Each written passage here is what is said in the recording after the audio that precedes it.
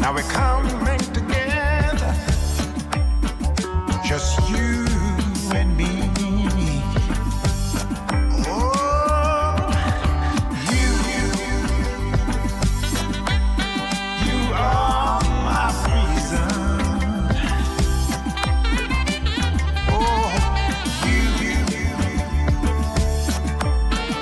you have been chosen.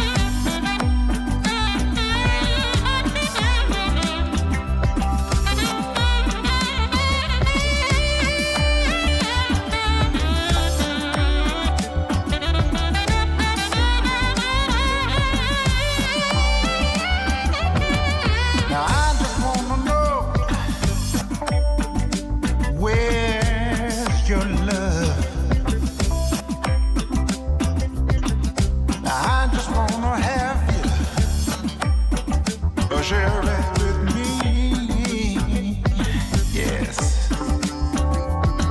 I've got to feel what you're feeling. We're coming together,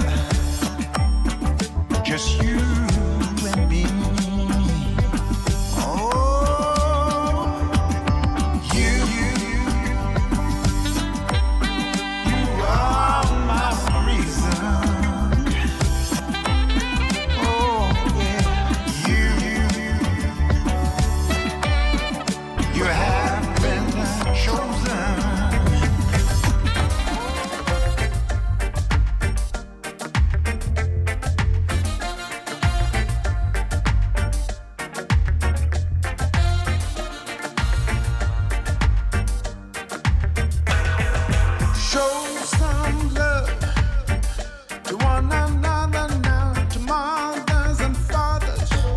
Sisters and brothers, you got to show, yeah, show some love. Show respect. The love you give to me will be the love you get, 'cause it can never be enough when you show some love.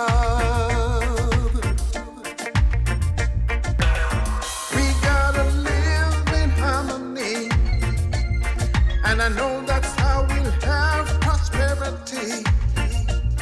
Together we can share solidarity. Again, yeah, again. Whoa. Show some love to one another now, to mothers, fathers, sisters and brothers. You got to show some love, yeah.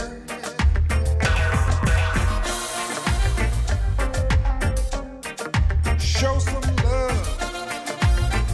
Oh, yeah. So show respect.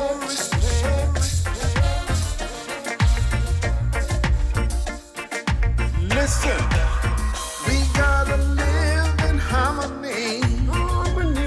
And I know that's how we'll have prosperity. Together we can share solidarity again.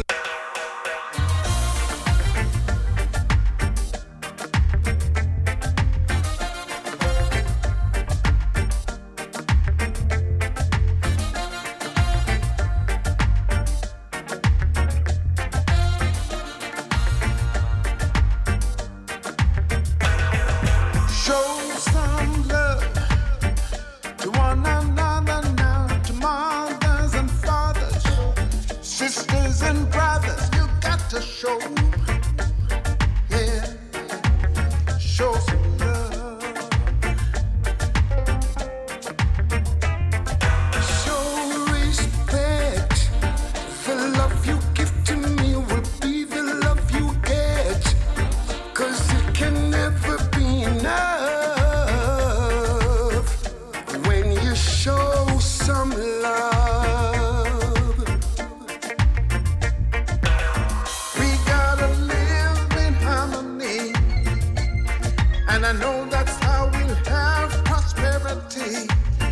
Ladies and gentlemen, we got a vibe we got to get into right now. First of all, I'm going to big up everybody listening in on the radio. HomegrownWithGcole.com, Rubber Ranks Radio, Royal Zion Highness Radio, Real Vibes Live. It's a vibe, trust me. Got a nice convo. Things are going out here in these streets. Crazy things are going out here in these streets. They might try walk away with my culture out here in these streets. And it's not pretty at all. So I got our special guest in the building we're going to have a conversation with. I think it's just about showtime. This is when you want to say J. Cole, legal businessman. Bang, bang, boom. I me say this a protege, homegrown with G. Cole, what you say, we make them know what reggae music we a play, Hey, this is Protege, the one and only representing for G. Cole, you know. Check it. He's out. And we said them not got no style like we. G. Cole, them not got no style like we. None of them no wicked, no wild like we. Accurate. Kabaka Pyramid representing for the #1 selector and radio host. It's all about G. Cole. Keep it locked. Accurate. Hey, what's up? It's your girl Kalia. I'm hanging out with your boy G. Cole on the Homegrown Show.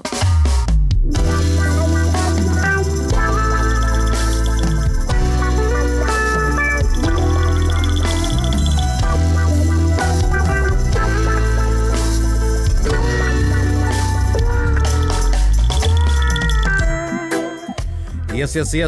Welcome one and all. That is Homegrown with G. Cole coming to the Massive and Crew live. Want to big up everybody listening in from near and from far, all right? Again, hit us up on social media at my G. Cole, Instagram, Facebook, and Twitter. Hit us up on YouTube, Homegrown with G. Cole. Just type that in, man. We'll come up. The orange picture pops up. I'm on the only one, all right? So Homegrown with G. Cole, subscribe to the thing because something special going on right about now that you're going to need to hear in a minute or two, all right? So straight in. Festival thing come out. I had an episode before that titled, I don't even remember what I titled it, but it was more along the lines of I called the name, was it Bubsy? It was a JCDC. It was just it's a crap show. Especially for those people who are patriotic people, lovers of the culture. Just love Jamaica, what we stand for. History is very, very important. And the thing about history pretty much is there's no end date on it. History sometimes is more relevant than the present because it tells you and helps you to navigate the present, right? Not knowing history, you sometimes can't get through the present. So we talk about the future. The future may never come for you if you don't know your history. It is what it is. The great Marcus Garvey said that. A man who don't know his history is twice defeated in the race of life. Absolutely. And we see why things go the way they are right about now. There's some kids right about now who don't even know the history of schooling and governance and how things work, you know. And I hate putting it like they're ignorant, but it's something that's not reinforced. And sometimes I don't want to be naive to the fact that there are things going on right about now that are new to many, right? The mere fact that I went to military school, so our standards were up there, but even when I was in public school, it's a scenario where leadership and authority rules. Even when you had that rogue parent that would come to school and act the fool, the child never did it. You know what I mean? The child have to make sure it say, I go home, go make my rogue parent come to school, come act the fool, but it can't go down. You know what I'm saying? No, you got kids acting the fool. And don't get me wrong, we have also educators who are not properly trained, as we have in every avenue right now. We have administrators who have no clue what them job really is. Yep. And therein lies the problem that we find ourselves faced with. But, you know, we talk about the history thing. Mm-hmm. One of the first things where I think Jamaican people need for... Hold on. Ladies and gentlemen, my apologies. I didn't give you a proper introduction. I tell the people, I know so the fans know your face, I know your voice, but ladies and gentlemen, Mr. Richard Blackford from Sunday Scoops, all right? Normally roll up here with security, Big G. You know what I mean? But Big G have a date. So you roll into the hood by yourself today. I'm by myself. So he put in a word for your Big G, you know? I put in a word for the Yard Media crew as well, you know? Yeah. Without... It's teamwork make the dream work. And, I love it. We work as a team, and you have to give them on them that.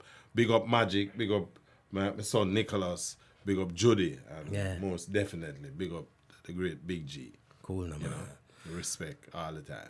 Let's get into the history vibe now. Let's get into the history. Yo, first of all, let me just make something clear to people outside who may not even know this. Mm-hmm. Jamaica is one of the few countries among a handful of countries in this entire globe that has managed to do this, to to export its culture around the world, Right. influence the rest of the world with its culture without firing a single shot, Wow. right? Wow. No conquistadors over there, just straight culture. It is very important that we understand that. Right. We have a culture that is vibrant. You know, forget about the issues and the things that are going on in Jamaica. Because we ain't selling that. There you go. What we are selling is the culture, the vibes that come from the people. Right. Why you have such a massive audience and following? Because it's the vibes, and that vibes is a part of your own, how the culture backyard Right. influence your own development, and Yep. you transport that here, Right. and you're part of the exporting process, you know. Right. Remember that, because people are listening to you all over the world, right? Right.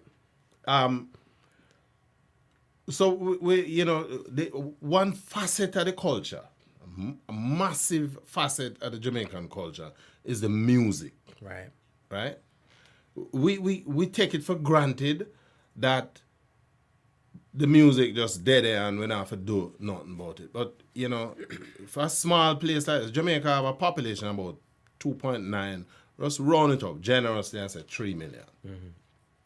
Living in the island. Yeah, living on the island. And maybe another 2 or so. We can be generous. Another 3 million in the diaspora, right? For a country that small size, we have given to the world 8 genres of music, Right. right? That is not something to take lightly. Especially when you think of the size of the island. Absolutely. The African diaspora is about 140 million. So when we hear the argument about the Afro beats and so on, you understand what helped drive that is the size of the diaspora. But remember, you look at the population from the continent of Africa, and it's a whole different ball game again. But the diaspora, like half the world. more than almost half of the world's population. Yep. there. But Jamaica, with 3 million people, have managed to touch almost every single country around the world with its music, the musical component of its culture. Right.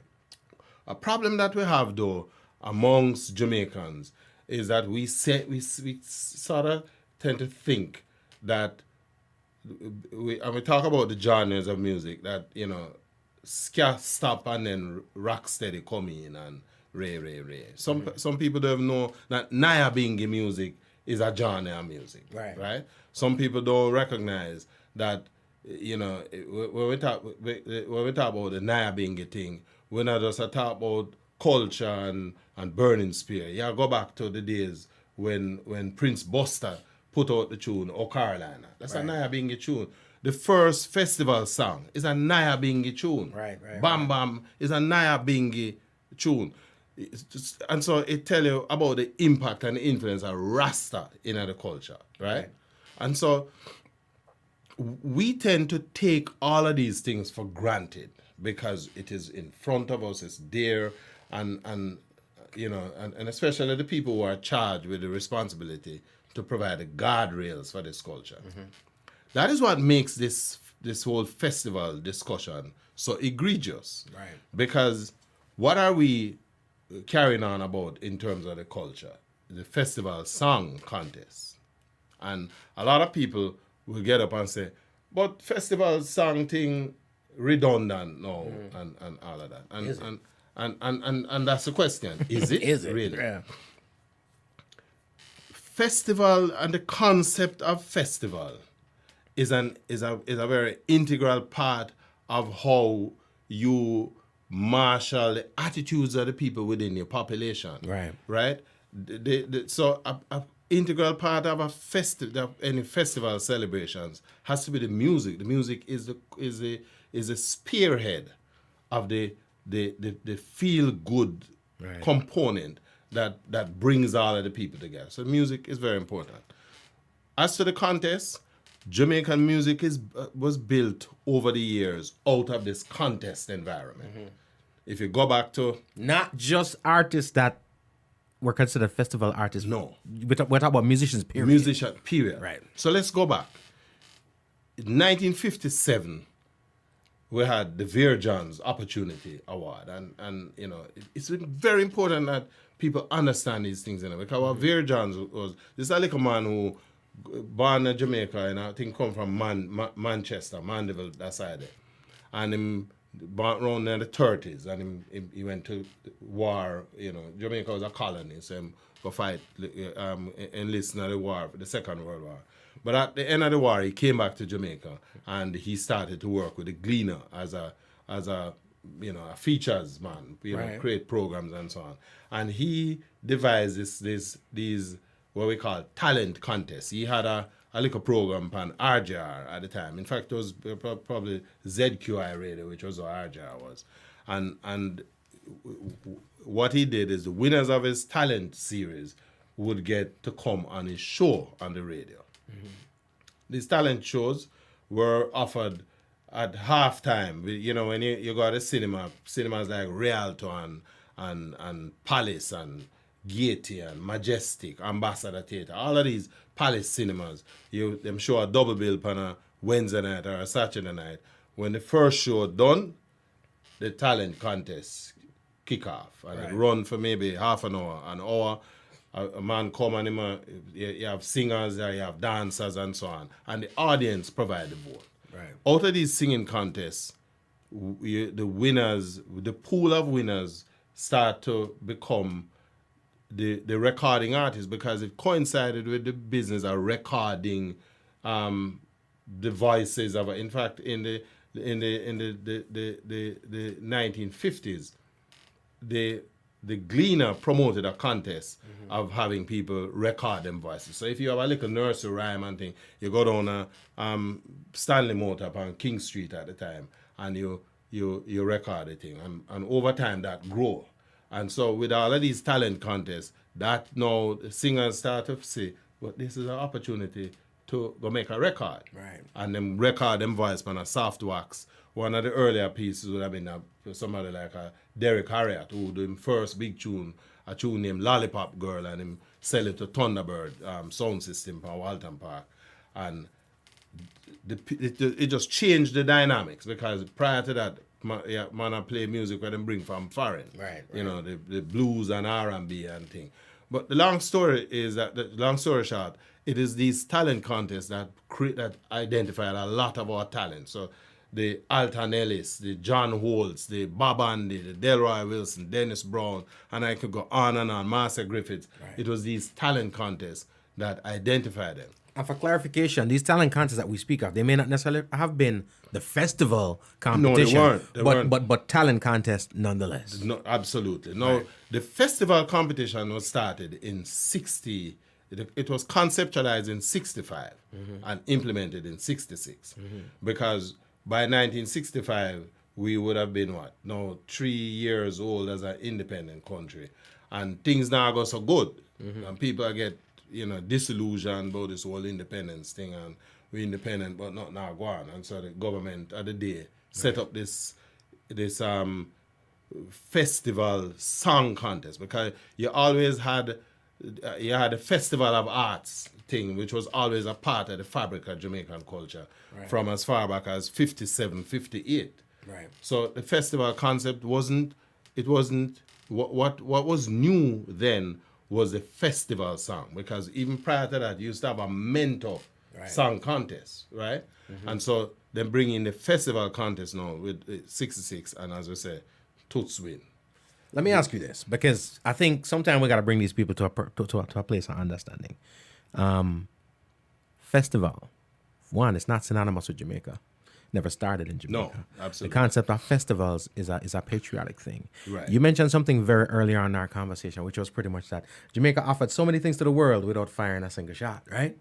Majority of these countries out here, they're way uber patriotic, just like we are. They just show it in a different way. Absolutely. Right? We have our 4th of July. We got, for them, patriotism might be going to another country and conquering it. You know what I mean? And stuff like that. We have our own patriotism, which is rooted in our music. Absolutely. Let's talk festival. Even forget the Jamaica festival competition right about now. Talk to the massive a little bit about the origins of festivals and kind of give them an insight into exactly what festival means. Because some people see it as put on some Miss Lou garb and some black, green, and gold and go out there and try to relive the past. Let's talk festival. and you make that point about the put on the Miss Lou Garb and so on and so forth, which is an integral part, because one of the thing about the because the festival is at that point where you are highlighting aspects of your culture that is you're able to highlight using these presentations, whether they're musical, speech presentations, dance, etc., etc. And so I want to go back and tell you that, as I said earlier, prior to the festival song contest, we had a festival where we can't remember the exact term. It was Premier Norman Manley at the time was the one who actually created this national festival of arts and whatever it was. It was National Festival of Arts and something else. And Not just music. Not just music. The music was a part of the thing. Right. But it dealt with dance, it dealt with speech, it dealt with... In fact, remember when Louise Bennett just come through the gate, and she come with this, them used to refer to her as the bad talking woman, right? And so what she was... she made entrenched the whole concept of the Jamaican dialect, where we call some Patois thing. People turn up their nose and say patois, but it was the dialect, and so she was promoting that aspect of the culture, and then beyond that you had the culinary sides, right? And so to bring all of this together within that festival environment. It's a celebration. One, it's a celebration, a program of organized activities to celebrate the achievements of the country in these areas of dance and theater and music. And remember, at the time, the music, what was the popular music at the time would have been mento music, or what we call dukunu music, or folk music, right? And so over the years, these festivals were executed to raise the vibes within the country. In 66, it became more critical because we had taken the route of going independent, and there was a point at which basically people look around and say, "Well, we're independent. We have nothing to show for it." It was so this was a response by the government of the day to try to change the vibes within the country then. Right. And the popular music festival, or the festival song contest, was designed to create the kind of music that harks back to aspects of a culture. So if it's mento, if it's whatever it is that was the musical vibe at the time, the songs were going to be reflective of that. And but it was designed to lift your spirit. So that has always been the benchmark. And more importantly, those contests were largely geared at the amateurs. And again, our music was still young, 1966. Right. We wouldn't have been involved in making music in a meaningful way for more than about 12, 14 years before that. So most of the performers would have been amateurs. Toots and the Maytals would have been them just a little bit above being an amateur. But the contests were geared around those. And the whole idea behind that is the thing now becomes an annual event, so we hammer it down to a date. We became independent on August 6th, so let's celebrate our independence, and the festival movement is designed around the independence period. Right. Because, you literally tie the festival to the Independence Day. So the way how we celebrate independence is with the festival. Right. And we move away. The festival celebrations for independence is not exclusive to music, but it also appends to other aspects of the culture, because during that festival week, if you will, you have other events that is highlighting different aspects of the culture. In fact, as a youngster, I just left high school in 76. I entered the literary festival. I've won a gold and a silver medal as a writer. Right. Right. And so all of this is celebrated around this time during this festive period. But the whole idea is to raise the spirits of the people. Right. And I would say from a it depends heavily on the nostalgia, because it forces you to look back at what your traditions are. And that is why a lot of these traditional songs are so embedded into this aspect of the culture. Now, there's nothing that says we have to stay there. Right. But by establishing something like a Jamaica Cultural Development Commission, what you're now doing is you're creating a sort of a structure around how we now manage and deliver these cultural celebrations. We're providing a custodian for the culture of the country, and I hope I've answered the question. No, you have. And listen, I think it's very important. That's why I really wanted to sit back here and get it from you myself in terms of the history. Because, again, that's a word that sometimes we don't appreciate enough. We go into the conversations. Majority of the people who are involved in the conversations don't know the history. And some of the people who are involved know the history and they're ignoring the history. So before we go into the meat and potatoes of today, I think it was very important that you kind of lay down that foundation. You know what I mean? Yeah. And that I appreciate. We talk about why. It's always a why, And I think it's an important thing to always ask why. I had a conversation today, and I see it as this. When it comes to the value of our festivals, competition, the festival itself, and our culture, I think we only think of what we export to foreigners. What we export to foreigners for gain. So we'll focus heavily on tourism because we export that to foreigners, right? If a bauxite or whatever, we export it to foreigners. The festival song competition, the festival, that's something that we export to us, the diaspora, right? So that's for us at home, the nationals, and the diaspora. We're not ignoring about it. If you want to love it and enjoy it as an outsider, great. But it is something created for us. Do you think in any way, shape, or form there's any attachment to the devaluing of it because of the fact that it's something for us and not something that we're creating for somebody else? That's a very interesting question. And in fact, I must be honest with you that I not looked at that. I think the devaluation of the whole culture and festival in particular is a combination of different factors. I wouldn't say that it is something that is done deliberately, but certainly it has become a victim of certain socio and economic and to a lesser extent political developments within the country.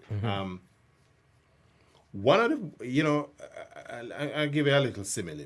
My father and I never got along, and as a young adult in my mid-30s, I kind of slighted him because I always thought with my educated self that he didn't do enough for us as his kids, right? And so I spent a lot of those years not having an interaction, and then he got sick. And when he got sick, I'm in business in Jamaica, and business things rough. Yeah, cotton trust and this thing, and I wouldn't mend the fences. I mean, just give it this so you get perspective.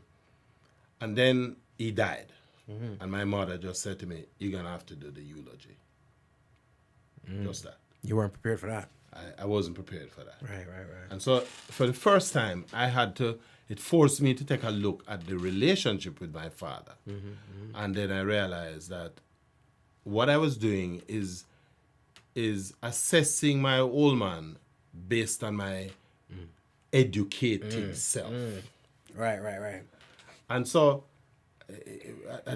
the minute I disabused myself of that, I realized that what he was doing was trying to raise his family in the way he knew how. The best way. Because that's what this is the best way he knew how. Right. And that's what he was doing. Right. He never loved us, any one child more or less than the other. and he was committed in his own way. He had his weaknesses. Right. Thing. Append that to the conversation we're having. It's a thing with our culture, and especially in this the current topic, the festival thing. A lot of educated Jamaicans tend to think that, you know, we have now become enlightened and we don't need to do those things anymore, right? And so we turn up our nose at, you know, the concept of these festival songs and what's the necessity for it. Because in our own world that we live in, we are doing a lot better than our parents were. Right. And so these elements are almost waste of resources and waste of time. Right. And that's because we're looking at the thing from our educated selves. We're not, and how educated are you if you don't have any idea, any concept of the value of your culture?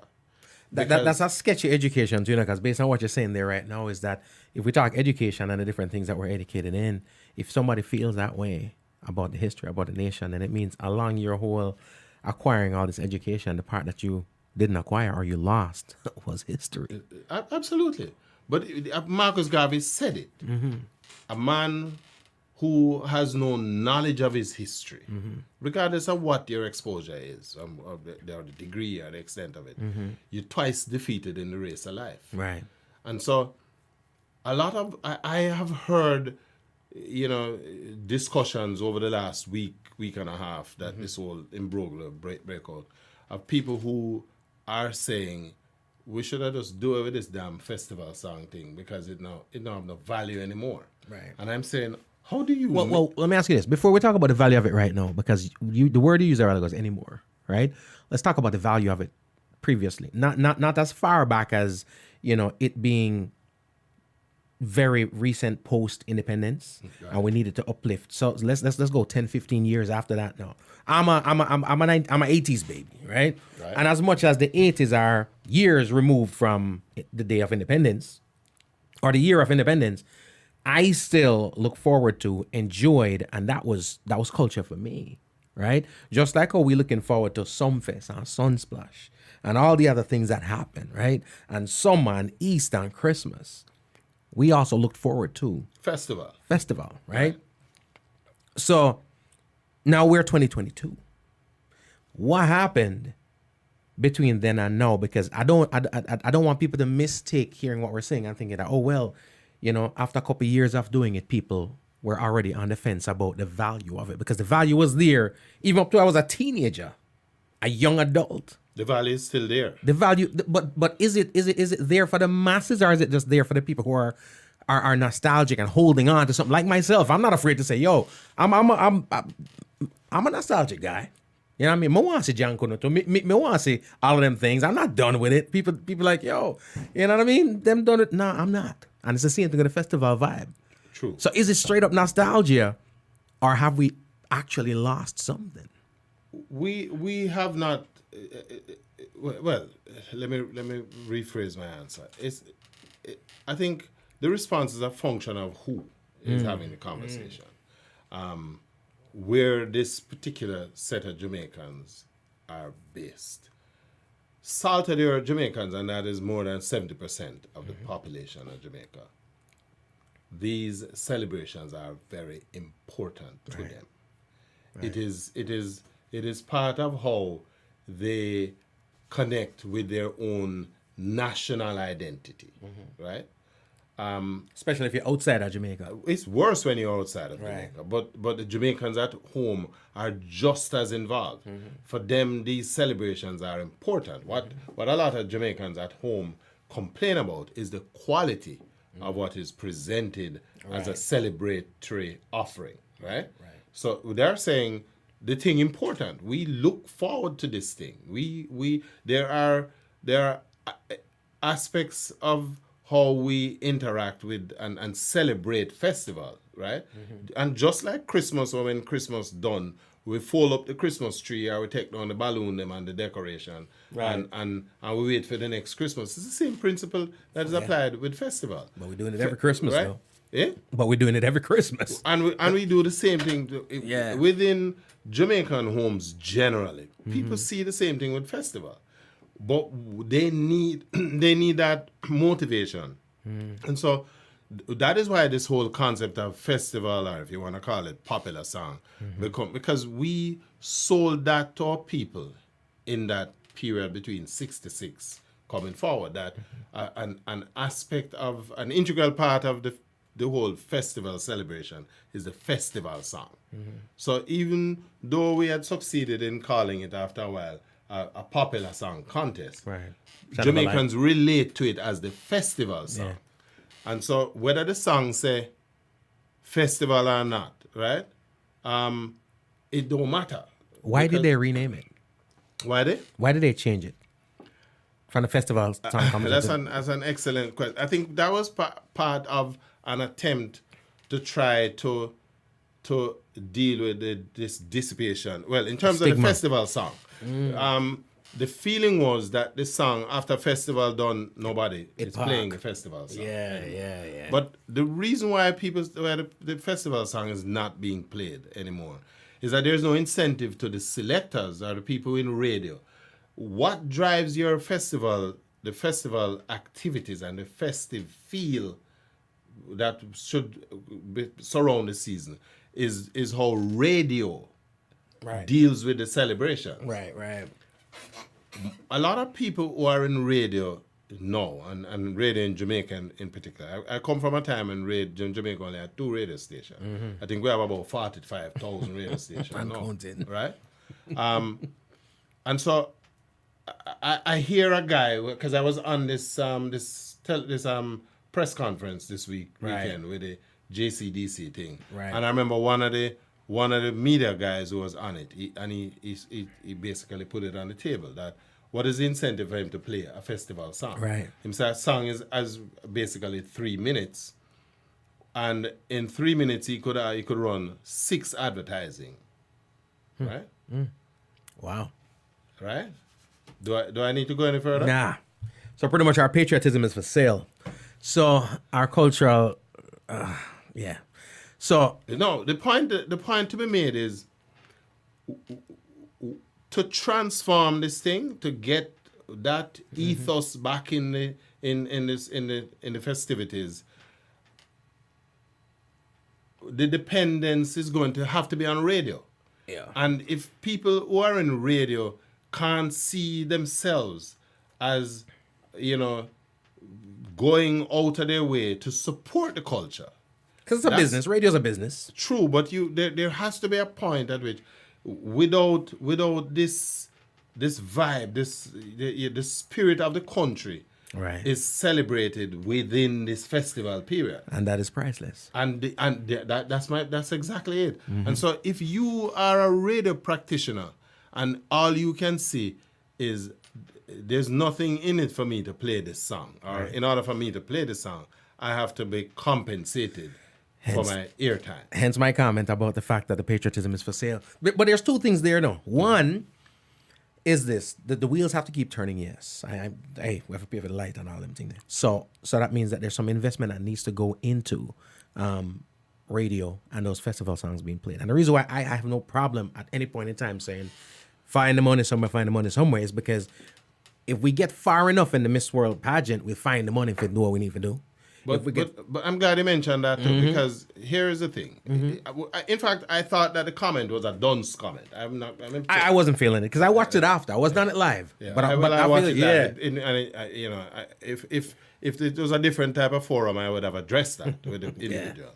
Because it's a dunce comment, and here is why. There are key moments in the life of a country where it becomes important that you fall in line with the event, because the more support the event gets, and you as a broadcaster is putting in your contribution, what you are doing is building your own listenership. The fact that you have a committed listenership means that you make your business and your program that you have more viable. So in other words, advertisers want to be on your program Right. because you have that listenership. So to be looking at this thing in the simplistic terms that I'm going to play a song for 3 minutes when I could have played 6 advertising. Right. It's juvenile, and It's a hustle mentality. It feeds into that hustle mentality because it is people like those, in my opinion. I'm not afraid to say it. I don't Right. care who come out. I'm big about it none.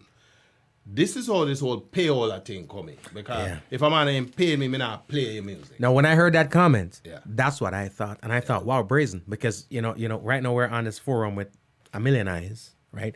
People deny the concept of payola on a daily. Even Well, when you so see it. this man said you can go back and play. But that's what I'm saying is that when he said it, that's what I thought to him. I was like, oh, okay, so you're right now. You're admitting the fact that is pay. You get paid To play what the you music. Now we talk about radio, right? And we talk about the festival songs. Let's jump in the rear view mirror one more time. 60s, 70s, 80s, and I can start in the 80s one because I'm listening to radio. The festival songs, if even only for festival time, was being played on the radio a lot.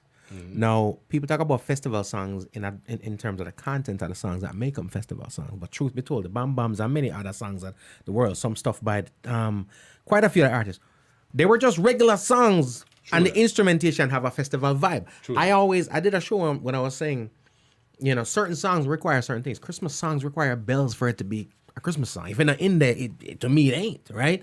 So, but those songs were able to stay on radio and stand the test of time because they weren't, to me, I don't even want to call them festival songs. They just happened to be hits during that period, during festival time. True that. So how important is it right now for us to get that out of our mindset? Because I do think that when I listen to the conversation, that comes up a lot, what a festival song is. And I don't think the JCDC have done a great job of explaining, especially to the contestants, what exactly a festival song is. That's an interesting point.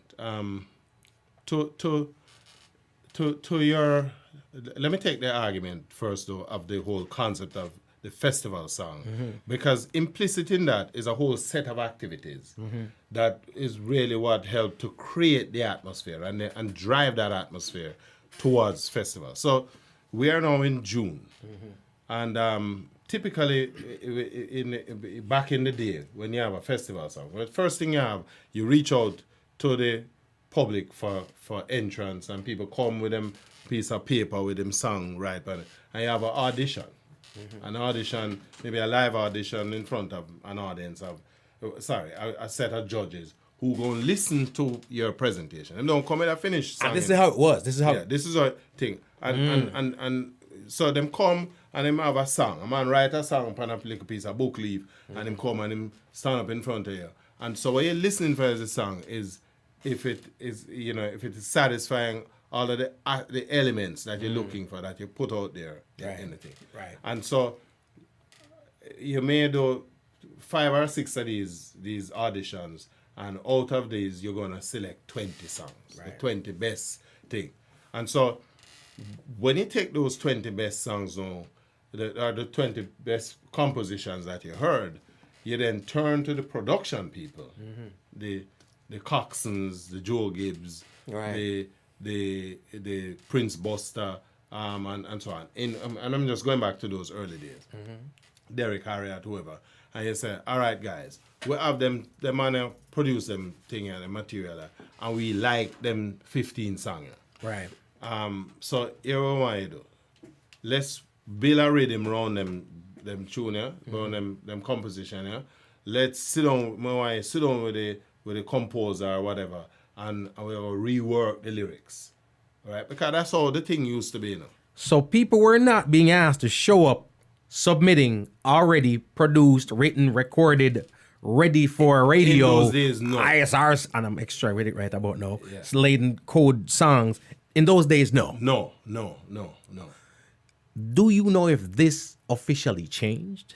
And when I say officially, I mean... Well, I'm from what I gathered listening, because I'm on the press conference on Saturday, and that is what was said. They asked for the entrance to produce virtually radio-ready song, play-ready song. You need to come with a composition that has been a produced piece of music, right? Or produced song entry.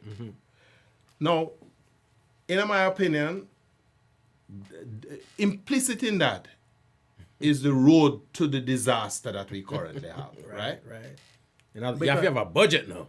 Because the first thing we need to appreciate is that Jamaica is a poor people country. Yeah. The people who make music in Jamaica, don't forget about Shaggy and Sean Paul and them, because them are the exceptions to the rule. The typical artist in Jamaica is a youth who try a thing, or man or woman, try a thing. If them could have find $200,000-$300,000 for going to the studio for a record a song, right? Chances are them not going to do this thing because it's only X amount of songs going to go all the way. Yeah. And so to tell me that you get 123 people who have done that, what has transpired represent a significant disservice and disregard to the paucity of the resources that of these people who spend their money and go create this piece of music that we have turned around based on what was represented thing and say them tune in already, right? Yeah. So you see the disconnect between what transpired back in the day And now. versus where we are. So I raise a question to the group. Is the competition an amateur competition or is it a professional competition? And there was a struggle to answer the question, right? Was it even answered? No, I'm glad you remember that because there was a mumbling. There was a sort of a push forward that seemed to suggest that we would prefer professional people coming at the thing, Right. and if that is where they want to go, that is what is killing the whole thing behind the festival because. Right. The whole concept of the festival song back in the day, or the popular song, because it really became a popular song. It's over the last 5-7 years since this new administration that they have gone back to this concept of festival song. Because prior to that it was popular song. And it was a popular song because the intention was that the song would have survived festival and be played throughout the year. Which made sense. Right? And thing. And I have no problem at all Right. with that. The other thing to it is that it fed the narrative that we're trying to bring people who would not normally have had the opportunity for the exposure. You bring them into the music business, right? And it worked because people like a Roy Rayan, and we can call all of the names that the whole festival thing has developed. Mr. Festival, Eric Donaldson, right? Come through the ranks and thing. And because outside nobody knew him, right? And so they were not required to come through with any prepared piece of music, no produced song. The system provided the support to help them to produce those songs. Right. And in my opinion, I'm saying to you, and I put it out there, I don't care again, nobody want to vex with me about it. But in that regard, the JCDC is doing the country a disservice. Because you're alienating a bag of You people. alienate poor people from participating. But isn't that when we think of Jamaica right about now? Because we complain about Jamaica has always been a place of classism, It's almost like no matter what that's why people when they come to the music and we say, hey, the government need to do this and do that. But a lot of time once it gets to that point, you realize that it might be a bad thing. Because once they get into it, then classism creeps in, and not only that, but things like these where whether it's intentional or not, you start alienating alienate people, and automatically once you start alienation of poor people normally get it. Poor people get right? shit out of the end of the stick. No, it's which is not cool. No. The word you used or the question you asked is something that I've been having a conversation with over the past couple of days too, which is the whole professional. That's why I mentioned to you, I said, what exactly is professional? Because in my eyes, when we talk about professional versus amateur, the only difference between the professional and the amateur to me is the song. It's not the artist, the popularity of the song, because you have enough professional we can't sing. Right? So that's a point. That's true. Song boss. Yeah. If you record a song today and it's your very first song, and the song take off and gone places and end up on all of the big stage, probably not even reach a big stage yet, but you're booked for that show. I ended up on a show with Barry, so I do it for 50 years, right? I'm just a true arbitrary numbers out, right? Is Barry a professional? You are an amateur? No, not. It's based on that song. So when they talk about is it for amateurs versus professionals, that's something that always gets me. Where's the line for you? What exactly do you call? I think for them the whole concept, and again, I'm just this is my interpretation based on the conversations that were held, and I have to be honest with you, before I address that, I I'm just reflecting on the composition of the panel of professional music people, production people, Right. who adjudicated this whole process. Donovan Jermaine, Freddie McGregor, a man with more than almost 50 years in the business. Who else was there? Gussie Clark. And who else was there? We're from Steve Brownie. and Clevie. Cleveland Brown. Cleveland Brown, right. Right. Somebody else was there too. Alien, who's a singer. Yeah. But let me leave her out Right. for the time. I just focus on these guys. Because they're the behind the scenes. Well tenured, yeah. Yeah, them in the thing and them have the tenure. And so most of these guys would have gained their spurs coming out of the environment that the program was created out of. Yeah. Right? The one thing that is consistent with Jamaica music in terms of its history is that music was always being made by people downtown, Right. right? Greenwich Farm, Rockfort, Trenchtown. Music never only come from Trenchtown. It come from everywhere down there, so, right? And most of those people are salt of the earth people. And so it is an unreasonable expectation for me, from where I sit, to expect that these people are going to be able to find the resources to professionally produce a song as an entry into a competition, for which there's no guarantee that they're going to be able to realize any return for the investment that they make.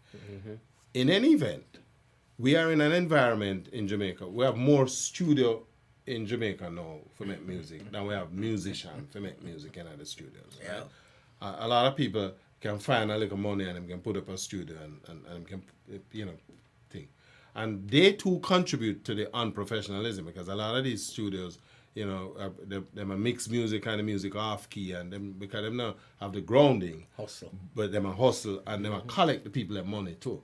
And so I just find it a little bit preposterous, because when we ask a question, remember them say 123 songs and there's only one song that them could have find, right? Two. No, one. They start out saying one? One. And then them say they went back, and look back upon the pilot thing, and then eventually came up with another two.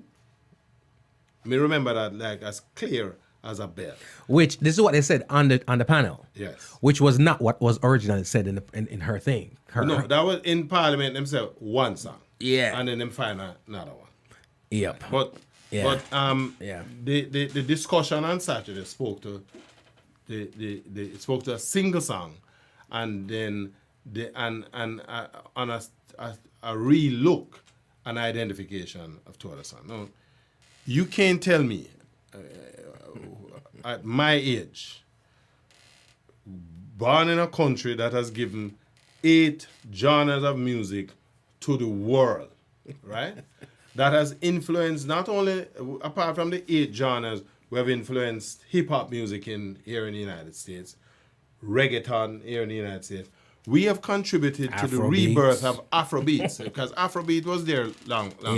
Yep. And in the 70s, Afrobeats get its first bus, Yeah. and then the new rendition in, I think, late 1990s into 2000. But it was us who contributed to that.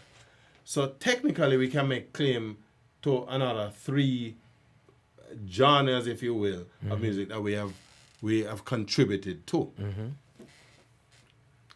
Now, you look back and you see some of the biggest wordsmiths in the world come from Jamaica. When you look on where the song of the Banana Man, Right. Miss Lou, Yeah. you look at the lyricists like a Bob Marley. How do you tell me a country that has produced the kind of music, the catalog of music that a Marley, a Dennis Brown catalog, and we can go back to the days of Coxsone, go back to John Holt in the 60s. John Holt wrote some 13 number one songs for the Paragons, right? This is a man who have no training in the music, right? And so a country that has laid down this track record, you're telling me that same country in 2022 can produce 10 entries for a festival song competition. If you really expect me to believe that, sell me a bridge. Well, that's the reason why I was like, what exactly do I mean when I say inferior? Because the word used, I said it was poor. The quality was poor. But here's the other thing, though. And again, devil's advocate, had to have this convo. Forget about Marley, right? Forget about D. Brown. Forget about John Holt. Let's stick with the last decade. Let's stick with the last 20 years. Right? Decade or two. We've also produced some great stuff. We produce some crap too. And we produce some but crap I make long time. True that. Right? It's just that a lot of the crap never get through. Like right now, because like you said, you can push it through yourself right now, right? Absolutely. But the thing is, over the last couple of years, some phenomenal stuff have been created from a lyrical standpoint, right? Now, when we talk about production and what's quality, I think that's where the line comes in the sand, because people like a Freddie and those guys, quality to them, and I'm caught up in it too because my background is live instrumentation. So when I hear live instrumentation versus synthesized instrumentation, I start drawing words like quality. And then it goes back to the metrics we are talking about, the money part of it now. What's going to make the difference between quality or not now is going to be the mix and the master, where the money come up into play, all right? So let's talk a little bit about quality. When them say quality, because one gentleman was on a chat that I was on, and he mentioned that he submitted a demo, which is why now I'm saying to myself, okay, so I guess there was a lot of people who didn't know that you can't submit a demo. That's why I asked earlier, are the rules set out and laid out? And I don't think everybody was aware of it. So again, another excellent question. The rules weren't clear enough. In spite of the fact that because the guy who's the chairman of JCDC, he basically chaired the press conference, and he read a sub-segment of the set of rules per se. But they talked about when I raised a question about production, that's when the discussion, the argument about a produced entry, and my brain tell me that don't make any sense, right? Because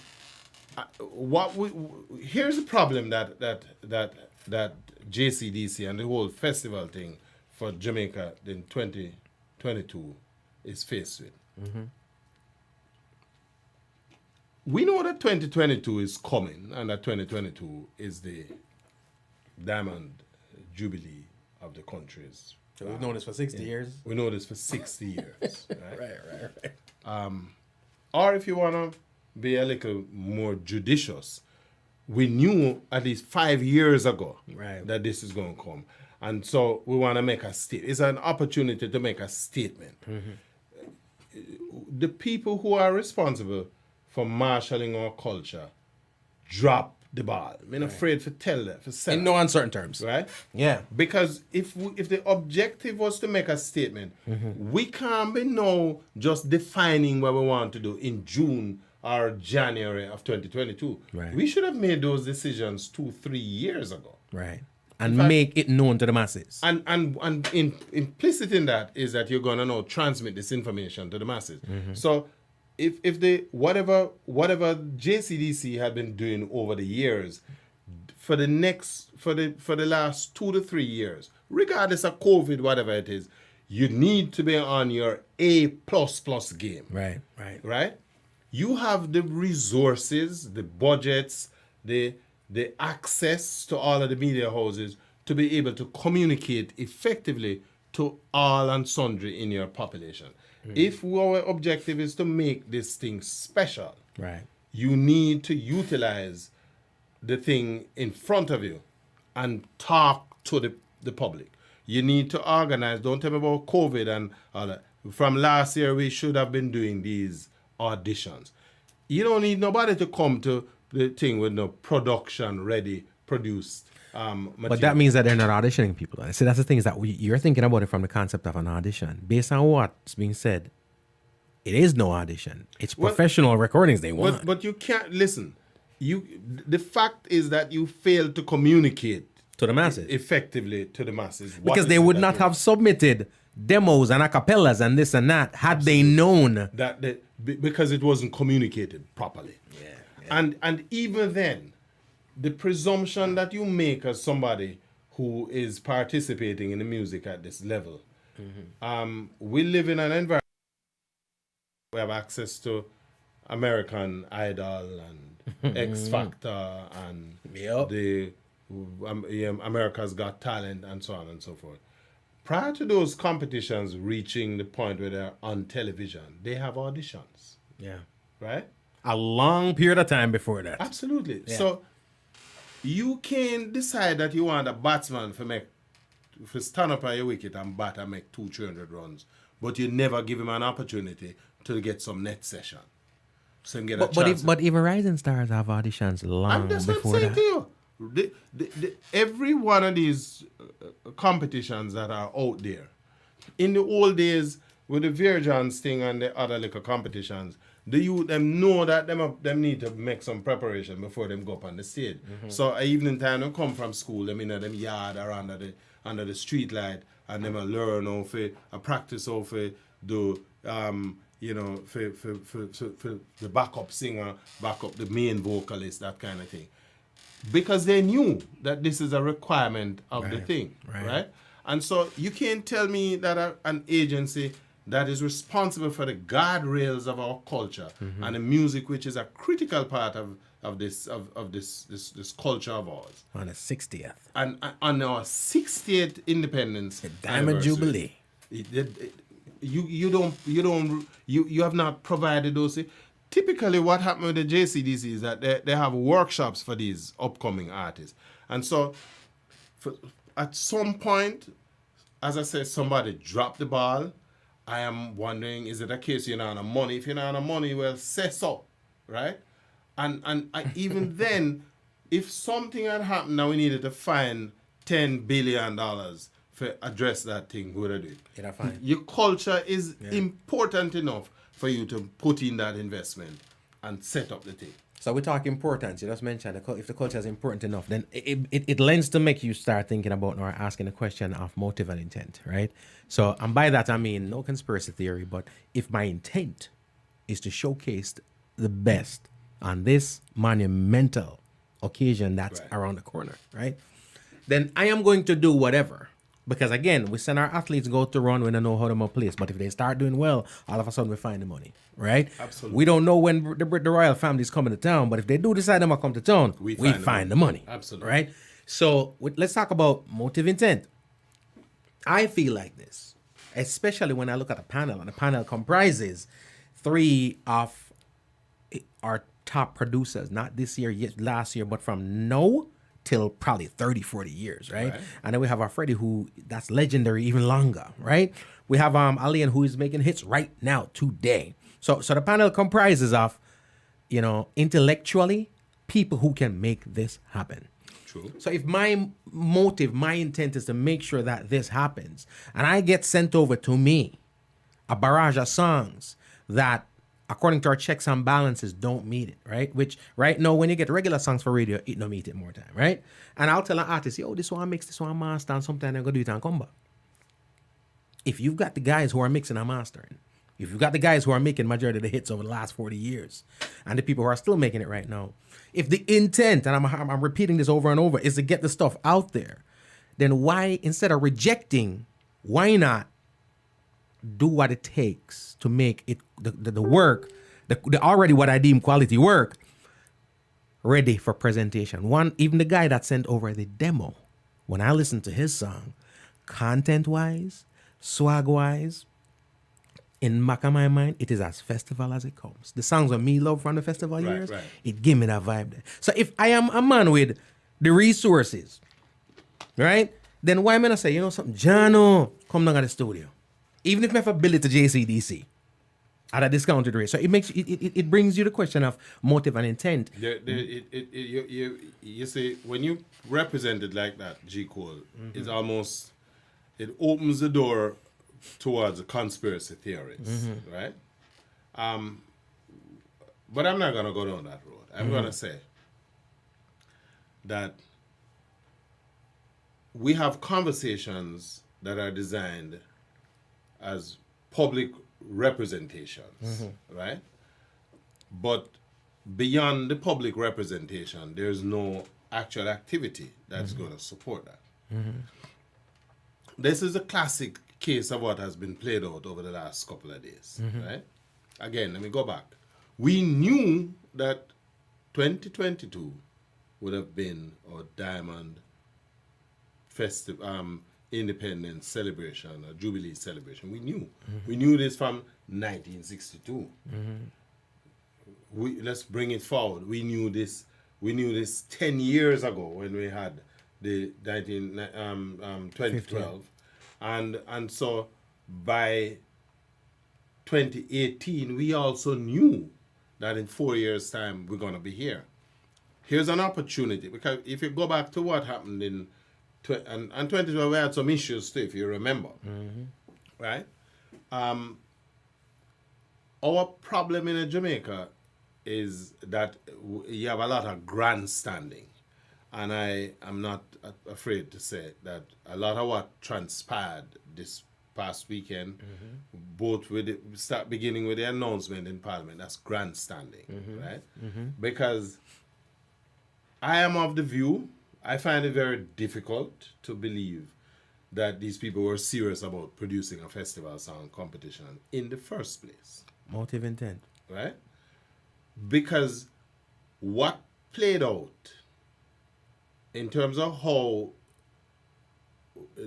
the issues were administered, it doesn't support that there was any serious effort at producing a contest. So to make sure I understand where we're looking at right now, because again, this comes up in the conversation too. Right now, the option is they're going to put on an album, right? A compilation album of their best and finest. They've already dropped some names. Shaggy, right? Them drop Freddie, then drop Abagada, right? Which we kind of already thought that it was going to be that once they started mentioning albums. And then, of course, they're going to take two of those songs. Three songs from the trash pile. Yeah, from the pile that they did say was trash from morning. Trash, yeah. Then we'll put on it now. I want to go back. I want to revisit the argument about the trash pile. Right. Because I am not one who did buy this whole thing in the first instance. Because I refuse to believe, as a Jamaican who grew up in a period when the music have a nappy, right? Me watch it grow from nappy stage and crawl stage to which part of it, right? Right. Me remember when Bob Marley, everybody look on Bob Marley, dirty Rasta boy, right? Yeah. Because me remember that, clear as a bell.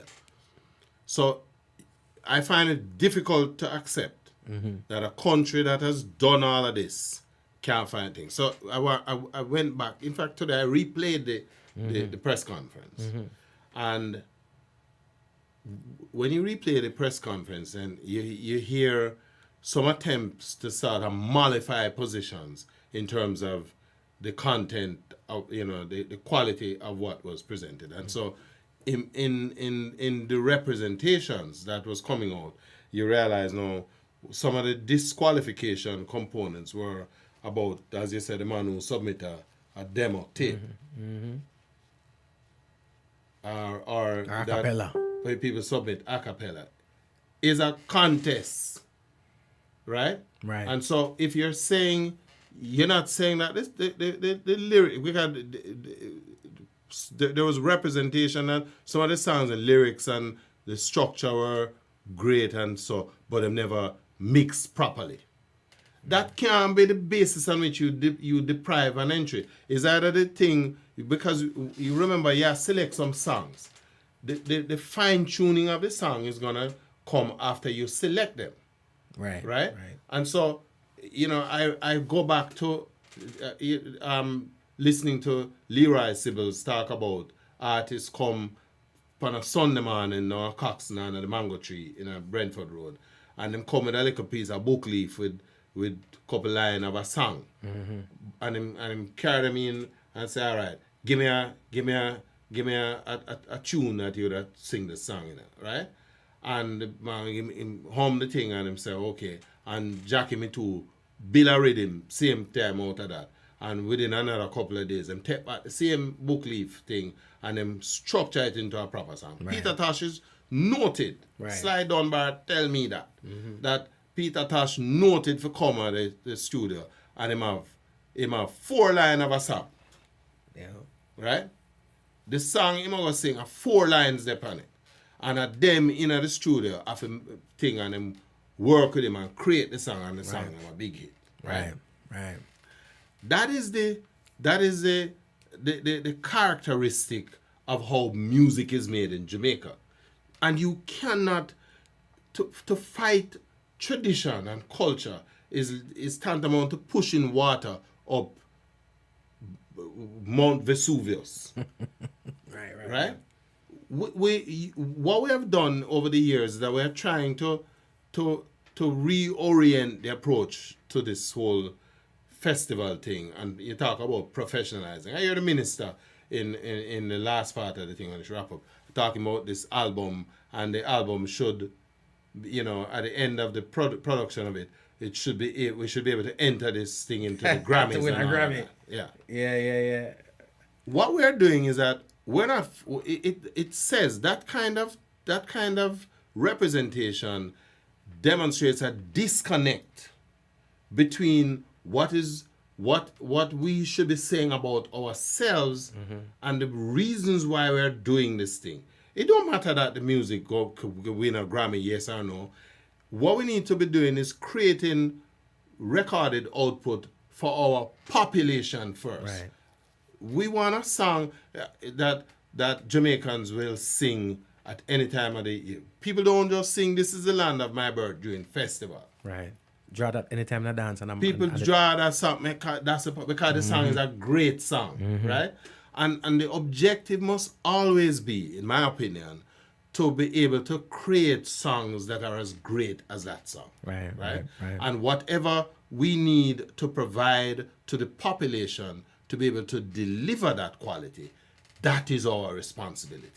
Right? And that's why I mentioned the whole concept to me of, again, motive intent, because when you talk about recorded music and trying to record music and submit for Grammys and all these things, that sound predisposed to me. And I'm sorry, I am remiss to think that all of this stuff came up this close to now, after going through the whole pile and saying we cannot come up with 10 out of 123, but in 2 months we're gonna come up with a big album that we can use to go win Grammy. That we can go use for go win Grammy. So it lends the whole concept of motive and intent. That was a plan? It sounds salmon, fishy, sardine, mackerel, fishy, right? Sound like a ocean. It sounds very tin mackerel. So that's my thing where I don't like it. It's very difficult to see it. Yeah, I'm not a conspiracy kind of person, but you put it like that because the first thing for me is that we fail our people, and we constantly fail. And here's the thing: we keep talking about the country has produced this vast repertoire of music right. we've gifted to the rest of the world, and that's great. That is something that we must celebrate. In fact, if music is that important, and I'm gonna slightly go off topic here a little bit, but if our music is that important, and as you as the custodian of this element of our country's culture, you are the minister of the culture, and you have an agency that provide the oversight as well. And music is that important. We need to move from up to a position where, because to allow our Jamaicans to be more receptive and more responsive to whatever we're trying to do with the music. We need to teach it in the school. We need to start maybe not necessarily at primary school, but certainly at the secondary level. So you sensitize people. The music is a massive part of our history. So it must be part of how when we teach history, that must be part of the curriculum. And then you look at the musicians who have led the way. People like a Prince Buster, massive part of our thing. And so, because once you start to do that, when you come now to talking about creating an album, and I have to say this still, creating this so-called album is not a bad idea, you know. If you tell me I'll create an album for this particular purpose, but it can't be I'll create this album as a replacement for something that you should have done and you never do it. It should be because our music is this great, we are going to do a celebratory. If you tell me that in a different thing, in addition to the festival song contest that we're going to put up give me 10 of the song, whether them good, bad, or indifferent. Still fishy. Put 10 people out there and carry them around the country and thing. If them take the road there, it's still fishy to me, but at least it doesn't question my intelligence. Yes, it doesn't make a mockery of my intelligence. Yeah, there you go. And then when you do that, you can say, but remember now, Jamaica, we have some significant artists out there, Right. a Barry Salmon, a this and that. And as a mark of our regard for the contribution that these guys have made to the music, and I'm still here, we're going to invite them to come together and put on it. It's a different argument. Right. Different argument. Right. Because it shows a respect for their contribution. Right. Earned. And it's something that now can be a collect as a keepsake for Jamaicans, because this was done for this thing. But you'd have to tell me this about a year ago. Yeah. Not now. Can't tell me now. And this would also have to be in addition to the fact that those contestants that you would have chosen would have, if they're We're not going to get them an album the top too. three. Yeah. Are we going to get them an album too? and put them in it? Are we going to give them an album? The 10 best songs that come out. It reeks of the 10 commercialization final. right here. It reeks of it almost sounds like a record label hustle vibe. Yeah. And that's the thing that makes me uncomfortable. Right.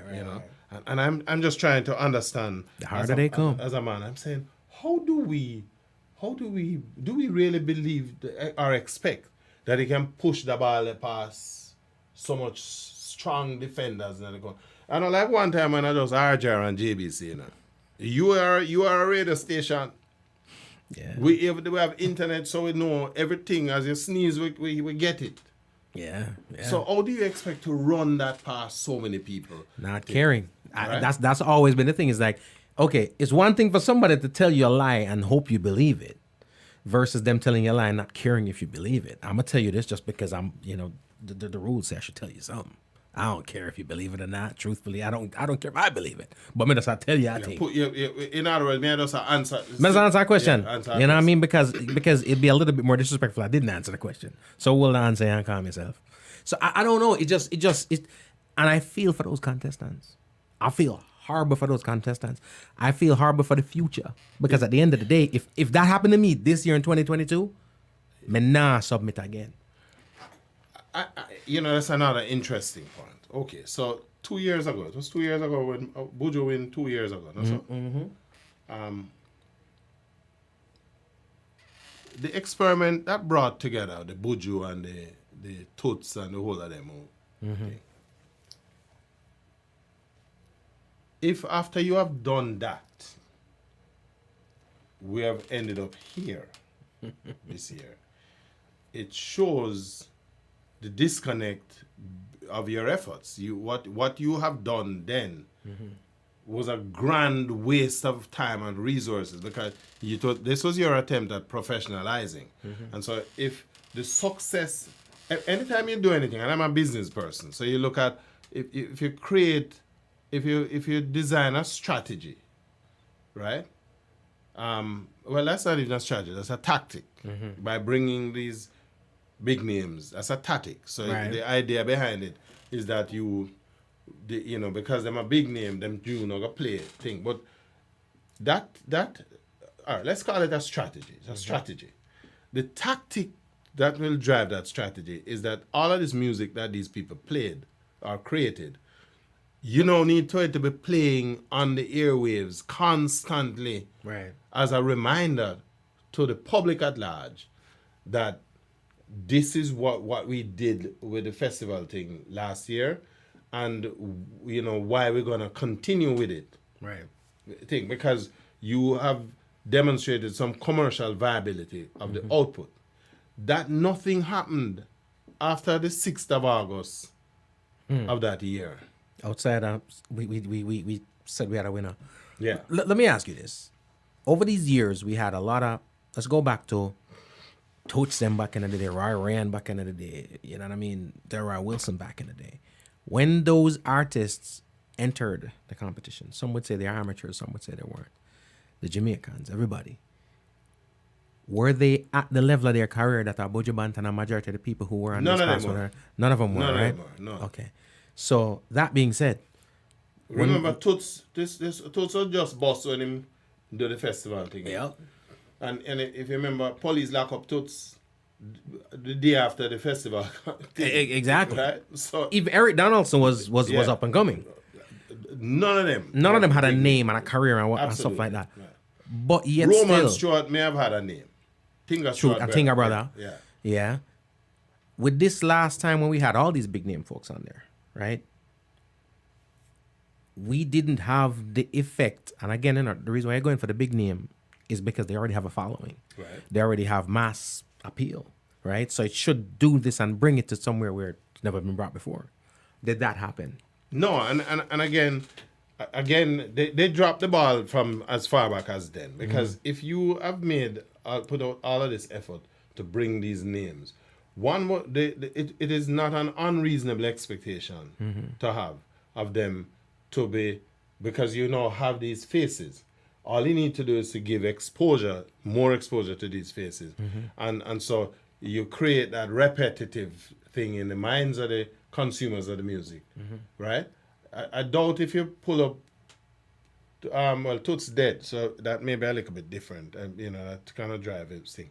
But some of the other people who entered, Michigan, Papa Michigan did enter.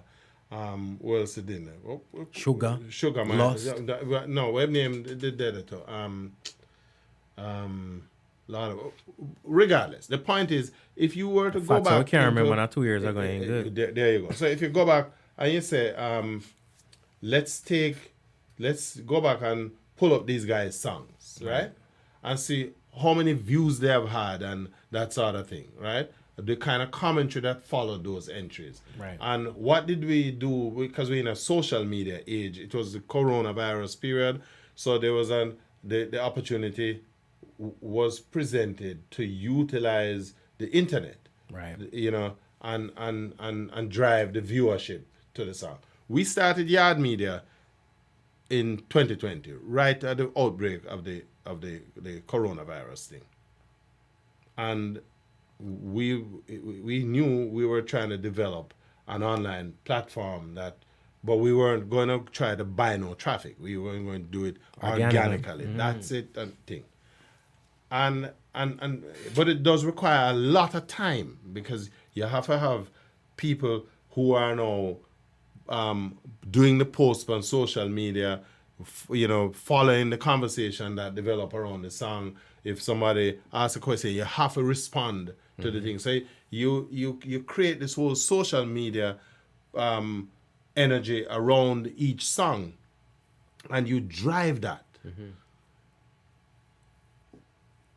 JCDC it was responsible for putting all of this thing together. They put that contest together. And so them have a responsibility to support their investment, because there's a lot of money that went into putting this song thing together. And so one really need to do an assessment of how did they support that investment. Would you win him, you make a $3 million, whatever him do, the money is inconsequential. The bottom line is those were the prizes that you announced.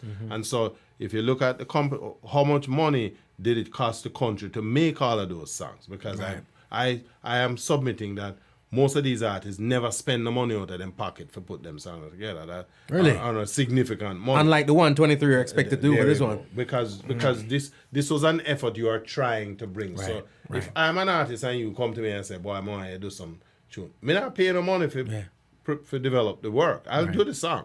Especially if I'm Indian Gaga, man. Yeah.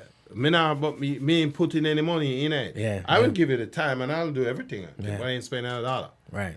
So I'm saying to you, but just by that process, you would think, do you think Toots would take him money and go make that song? I hardly think so. I doubt it. Right?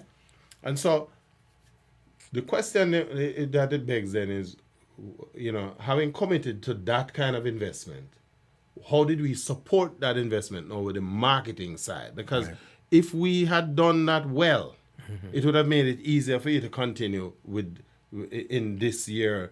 If that was successful, we wouldn't be having this conversation now. Right. They'd have done it the next year. Because you're going to do it the next year, and it's going to be better. And so it becomes, it's almost a no-brainer that we're going to do this now for 2022. So that's profound. We think about the panel, and we think about a whole bunch of other folks, because it's not just the panel, there's a bag of people involved in that thing, right? The ball dropped from and a lot of times, unfortunately, when it comes to these kind of scenarios, you do have the head honcho, right? You do have the person at the top, and hierarchy is important when it comes to Jamaica, right? And then everybody else follow suit and just follow with the puppet. You know what I mean? They're puppets on the string. Right. They roll wherever it goes. Of course, we got to come into these meetings and we got to talk about stuff, and we got to support the hierarchy. We have to support the facts that them say, and so forth. But if I handed you the keys to this thing tomorrow, I say, you want that thing I not go right, you need to fix some things. Me give you the key, all autonomy. What are you doing? And the budget for make it work? Well, yep. If you give me the key and the budget. Oh, they go hand in hand? The first thing we're going to do is we have made songs. The history is out there that show we can put a song together in a week. If you have the money. So we're going to take 10 of those entries. We're going to go back in and we're going to put a team of people together. And you ain't going to sleep until you find me 10 set of lyrics that we can work on. Right. And we're going to produce 10 songs. Right? And then we're going to design a promotional program around those 10 songs, which include a campaign where we're going to take these artists right around the island.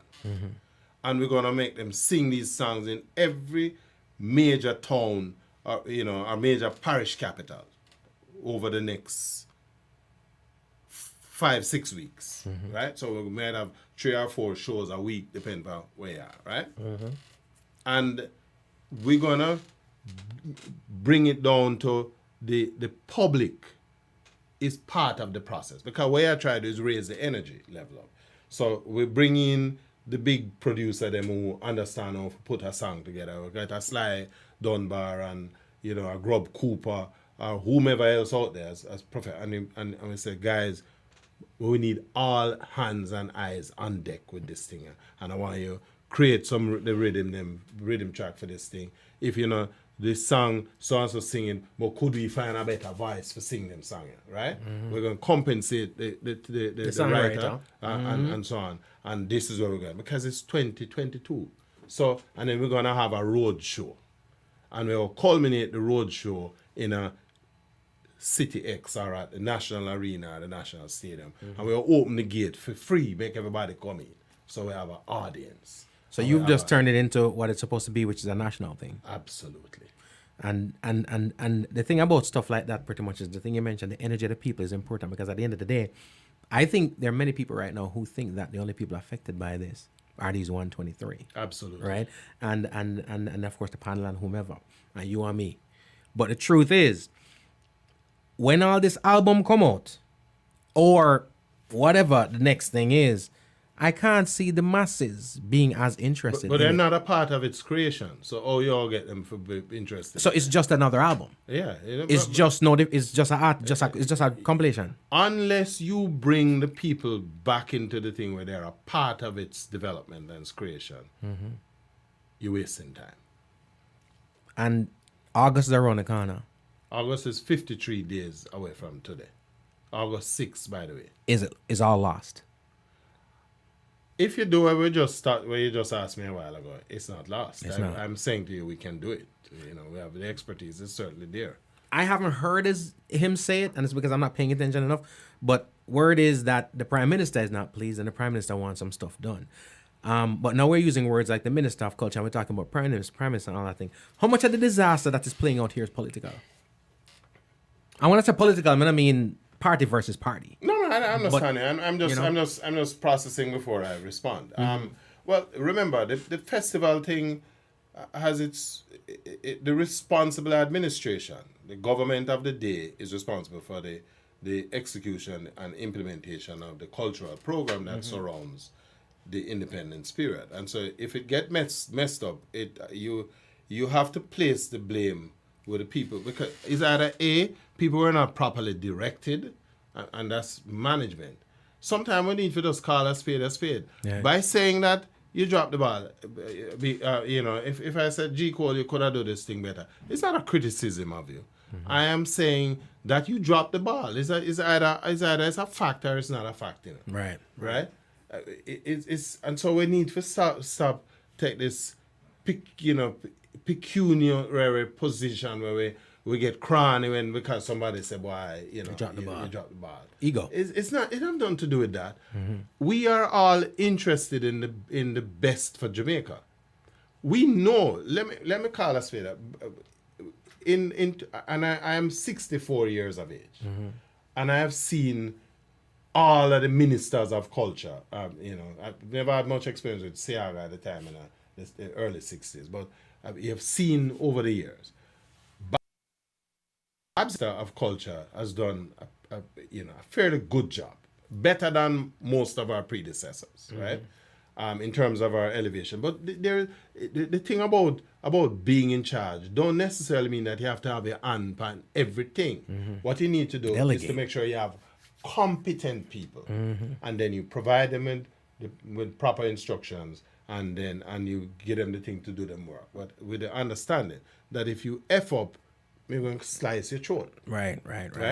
There has to be consequences for thing. And so if there are no consequences, we are just gonna keep repeating the same mistakes over and over. It is not an indictment on the minister per se. It's an indictment if you don't do nothing about it, right?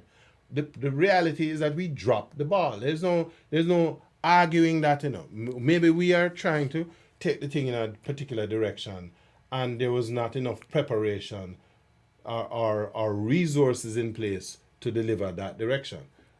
And I'm just throwing in the thing speculatively. But the reality is we are 53 days away from Independence Day. And we don't have a festival song. Right. There's another side of that thing, because I looked at this whole thing and here's where I believe that we as a country we dropped the ball bigger than just the festival song. A number of things happening in Jamaica in between the July and August period, right? Right. There's going to be Carnival. Remember, Carnival was postponed from Easter to July, right? You have the Dream Weekend.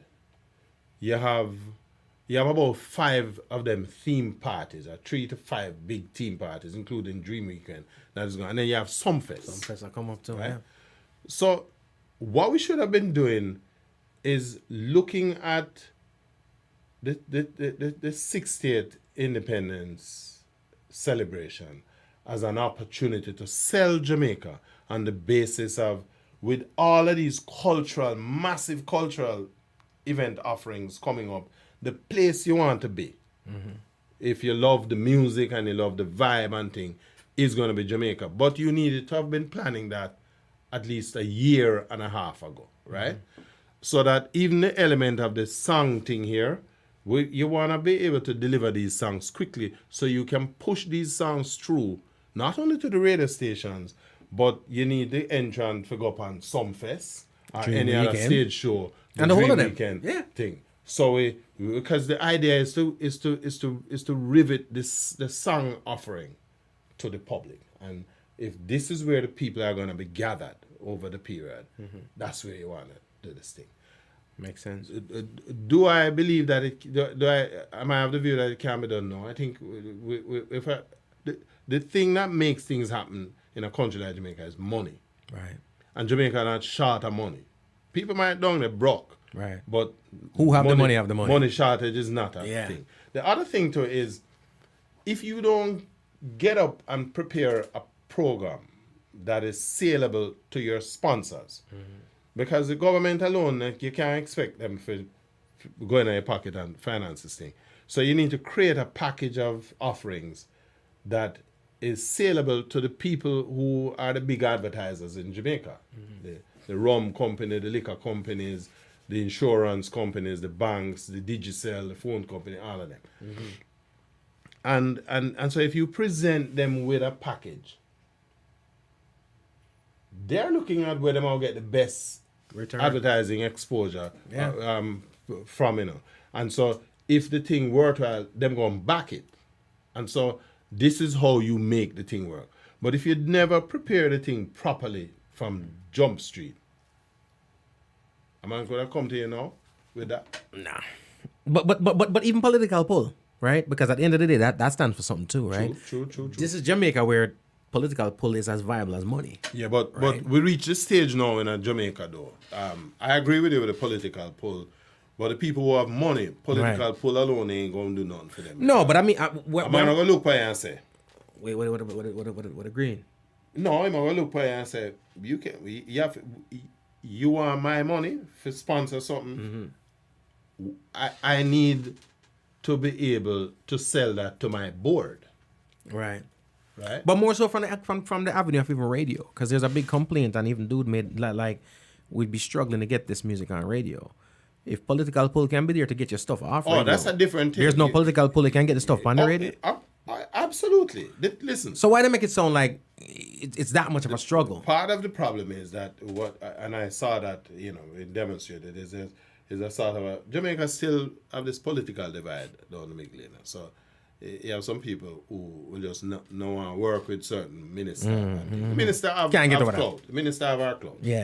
Reach out. The problem is her reaching out is not going to be enough because you still you have to sell something to the agency that you are asking to do that what we're talking about. For put the thing them on the radio and play the song. Put in a rotation where you give me at least a half a dozen play per day. Because that you need to drive the thing, And so on every major. Yeah, every major media house that is there, a radio station. So if you do that, and I believe that that's the starting point. And then you behind that, you're surrounded with a social media campaign that you have it pan blast on every other platform that is out there, right? And then the other thing we have to do too is you have to move away. You have to sweeten the thing to the entrance. You want the people that enter the competition. One, you have to support them with the technical side of putting the record together. But they've done that before, because the year in Buju won. Forget that. 2 years before that was the heaviest social media, heaviest campaign period that I've ever seen for the festival song competition in all my life. Right. Everybody had videos done, and from my understanding, it was not at the expense of the artists. They were all upcoming and unknown artists because buddies of mine were involved in it. And it was all over social media. And it was beautiful. I remember that. You remember that one, right? I remember that. And that's why I know it can be done. That's why I'm saying it can be done. No, and we speak on all the stuff that go wrong all the time, right? Which is because it's evident and it's in your face. Did anything go right? Did they do in this whole leading up to today and us having this conversation? Did they do anything right?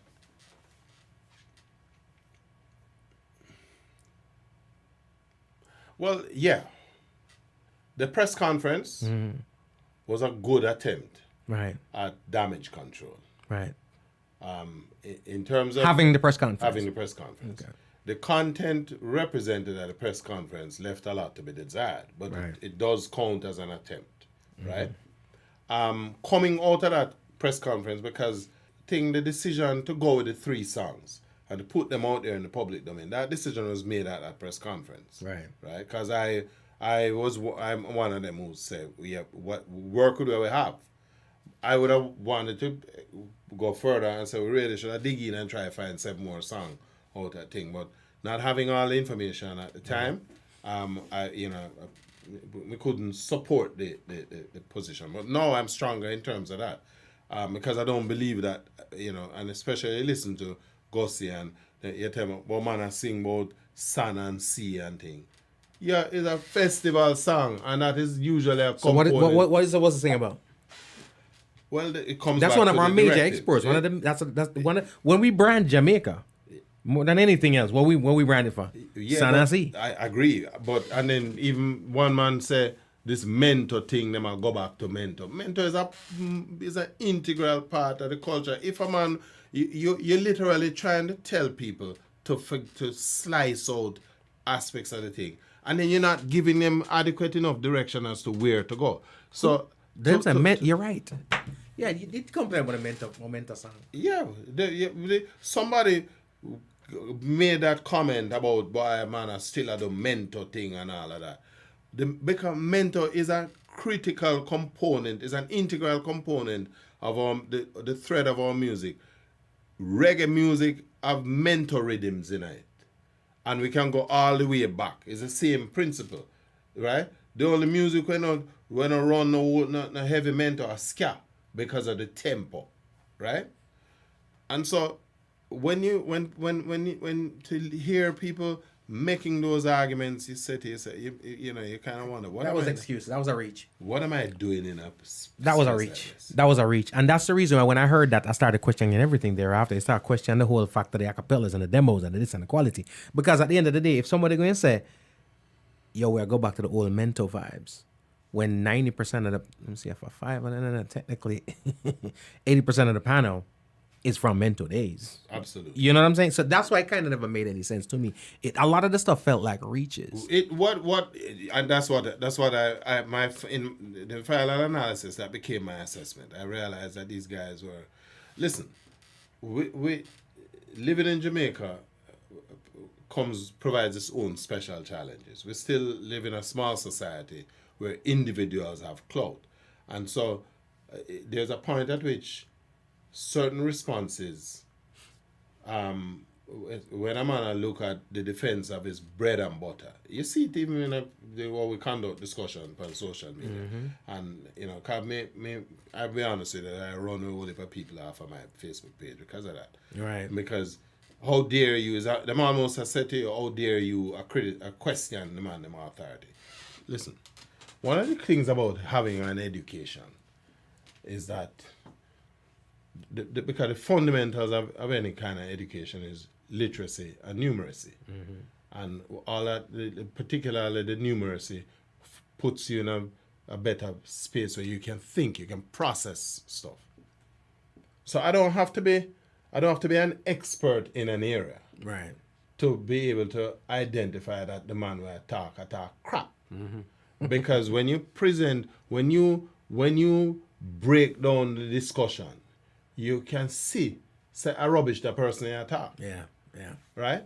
Yeah. And what happened is with Jamaica is a country where you have some little man where them are demigods within the sphere them control, and nobody don't want to challenge them. Right.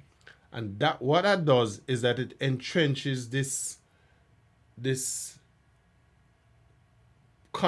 path on which buffoonery run through the country all the time. And people, or you have others who, in the way, you can't criticize the prime minister, you can't criticize the opposition leader, you can't, really? But even taking it from that vantage point, and we mentioned earlier that sometimes the best thing for a leader to do is delegate, put some responsibility on others, on people who are capable, and if they're not, then you hold them accountable. Which sometimes, as a minister, remember you are the head of the policy formulation thing, not the implementation side of the stuff. Right. We run into problems when politicians believe that because I'm the minister of health, I should be able to tell the doctor how to make the slice for the operation. That's the problem. Right, that's the problem right there. Right? Yeah. Yeah, I'm a medical doctor. You're not a musician. Somebody said yesterday, said Bob's that the role, because I think that I gotta give her credit where credit is due. She's a rock star in terms of certain things, right? She's known out here amongst, right, but the entertainment part of it, right? And she makes her presence felt and seen. She's visible. She's very visible, especially in comparison to her predecessors, right? Absolutely. And she's and accessible to a large extent, accessible as well. Right, but dropping the ball on this, and I'm not saying she should no longer be the minister of, entertainment, sports, and culture, but should somebody else now head this thing up based on this whole? I think because of her style with which she goes about her job as a minister, it gives the impression that she is as a minister, she's accountable for it. But that accountability really starts with the people who are responsible for executing the policy. And so if I was in her position, I would may have to fire somebody. And so how about firing yourself? You say she's not the implementation. She gets into trouble because she always likes to pull the thing onto herself. But so you want to be the quarterback, so you get the glory, but you also get the blame. Absolutely. If you go because you're pulling the thing by yourself, when something like this happens, people will point finger upon you. Me personally, knowing how the system work, I believe that the ministry messed up, and by extension, because the agency, the JCDC, is an agency that comes under the Ministry of Culture. They messed up. And if it comes down to a case where, let me call a spade, because the more as I'm saying it, if you mess up and there's a price to be paid, you need to pay that price. Right. Whatever decision is made. The trouble with all Jamaica work and politics in Jamaica work is that nobody now got mixed up, which was evident in the meeting. Yeah. In fact, everybody seemed to want to not speak to the elephant in the room. Yeah, that was my observation. To the point where, and this is unfortunate, to the point where they almost blamed the 123 people. Oh no, they never almost blamed them. They blamed them. It was, well, let me rephrase that. They put it all. Yeah. So it's almost like everybody here did everything perfectly right, except for the 123 people. If they were capable, if they did better recording, if they didn't mess up, we wouldn't be here. We wouldn't be here. Yeah, that's what I'm saying. And that's bull crap. That to me was that's crap. It's crazy, especially again with who's there. And the unfortunate, well, let me not say that. The concern of mine pretty much is this, especially when it comes to Jamaica, and again, when there's any political hand or foot in it, is that there could be issues, errors, mistakes, straight up blunders right now. And it happens again next year because we don't make changes. Well, there's no consequence for thing. Look, listen. Again, a shift on a little bit of a tangent. Say ministry. 4 young girls, 17 years old, run them heart out and broke the world record in the 4x100 meters at Carifta Games. Phenomenal time. This is an out-of-body experience to have watched the race, right? And them submit the thing for ratification to IAAF, right? And IAAF say Tina Clayton wasn't drug tested, and the response was, but with the test the day before. No. When you respond like that, what you're saying to the world is that you don't understand the role that you play within the ambit of this thing. Because the rules say when a record is broken, all of the athletes involved in the record-breaking effort must be drug tested. It's bad enough that they never tested, and they probably could have gotten away with it if they had not submitted the record the result to IAA for ratification because you could claim it as a record, but it's not an official because you never submitted for ratification, and it would stand as a record. Right. But no, they submitted to IAAF, and IAAF said it come for 0. Wow. Right? And nobody is fired. Right. I'm surprised they never blame Tina Clinton. Well, you'd be surprised. Maybe if it dig deeper, they might try that. But the point I'm making is there's no accountability. Right. You know, and Jadco came up for criticism like that some years ago, the same kind of thing with him.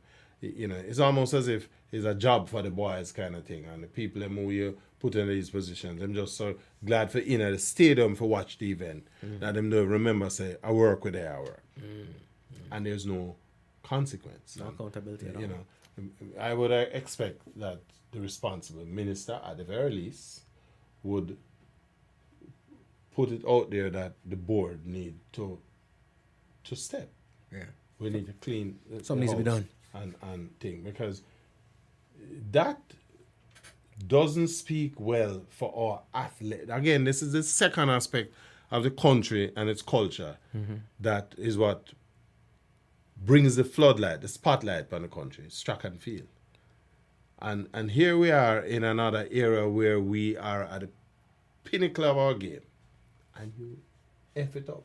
So all of the things we mess up on the major stuff, right? Cause we don't mess up on Miss World. I've never seen a mess up on it yet. But we mess up on our track and field. We mess up on our festival vibe, which is what brings the eyes and the attention, one of the world, one of more so the diaspora. And like you said, no accountability. That somebody commented and said, "Hey, I hopped on to the meeting, but I had to leave after about 20 minutes.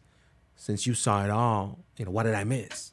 And my comment was, you got from it after leaving in 20 minutes the same thing that I got from it after leaving in an hour and 20 minutes, right? Which was nothing more.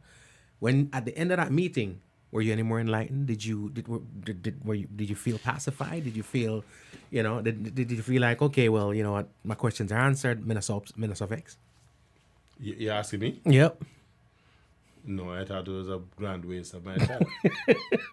So you want payment for that? Oh, no. Yeah. Cause Xavier asked me to think. Yeah. But it's my duty. Right. As a man who in support of and defense of the culture, it's my duty. I have a responsibility to listen. Even though, as you say, after the first 10 minutes, you kind of know where this was going. You saw the tone. Yeah, but I thought, though, nonetheless, that given the impact of the news of the previous days, it was a necessary thing to do. Yeah. So, you could get more from me if you had articulated some concrete decisions that you're going to take as a result of that. The only thing that came out the thing, and I could have sensed that we never needed to be on the thing for more than 30 minutes to make that decision. We'll find 3 more songs or 2 more songs, and we're going to put those out of the trash songs. pile. Oh, yeah. We're going to put those 3 songs out. Because essentially, that's all that came out of it. Right. There's no, we spent almost 2 hours to tell people, so we found 2 more songs. And what we're going to do is that we're going to put them out in the public domain and start to push those as the festival song for thing. Whenever I have a contest, you did say that already. So we never need more than 20 minutes of a press conference. Damage control at its finest. Yeah. Is it damage control? I don't know, because I think people Did it feel sincere? Did it feel like a sincere meeting, or did it feel like some people say, "Yo, this ain't gonna stop if we don't go fire up a camera right now"?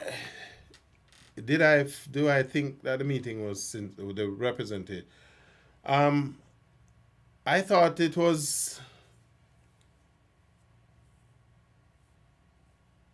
I didn't get the impression that what was being represented was sincere.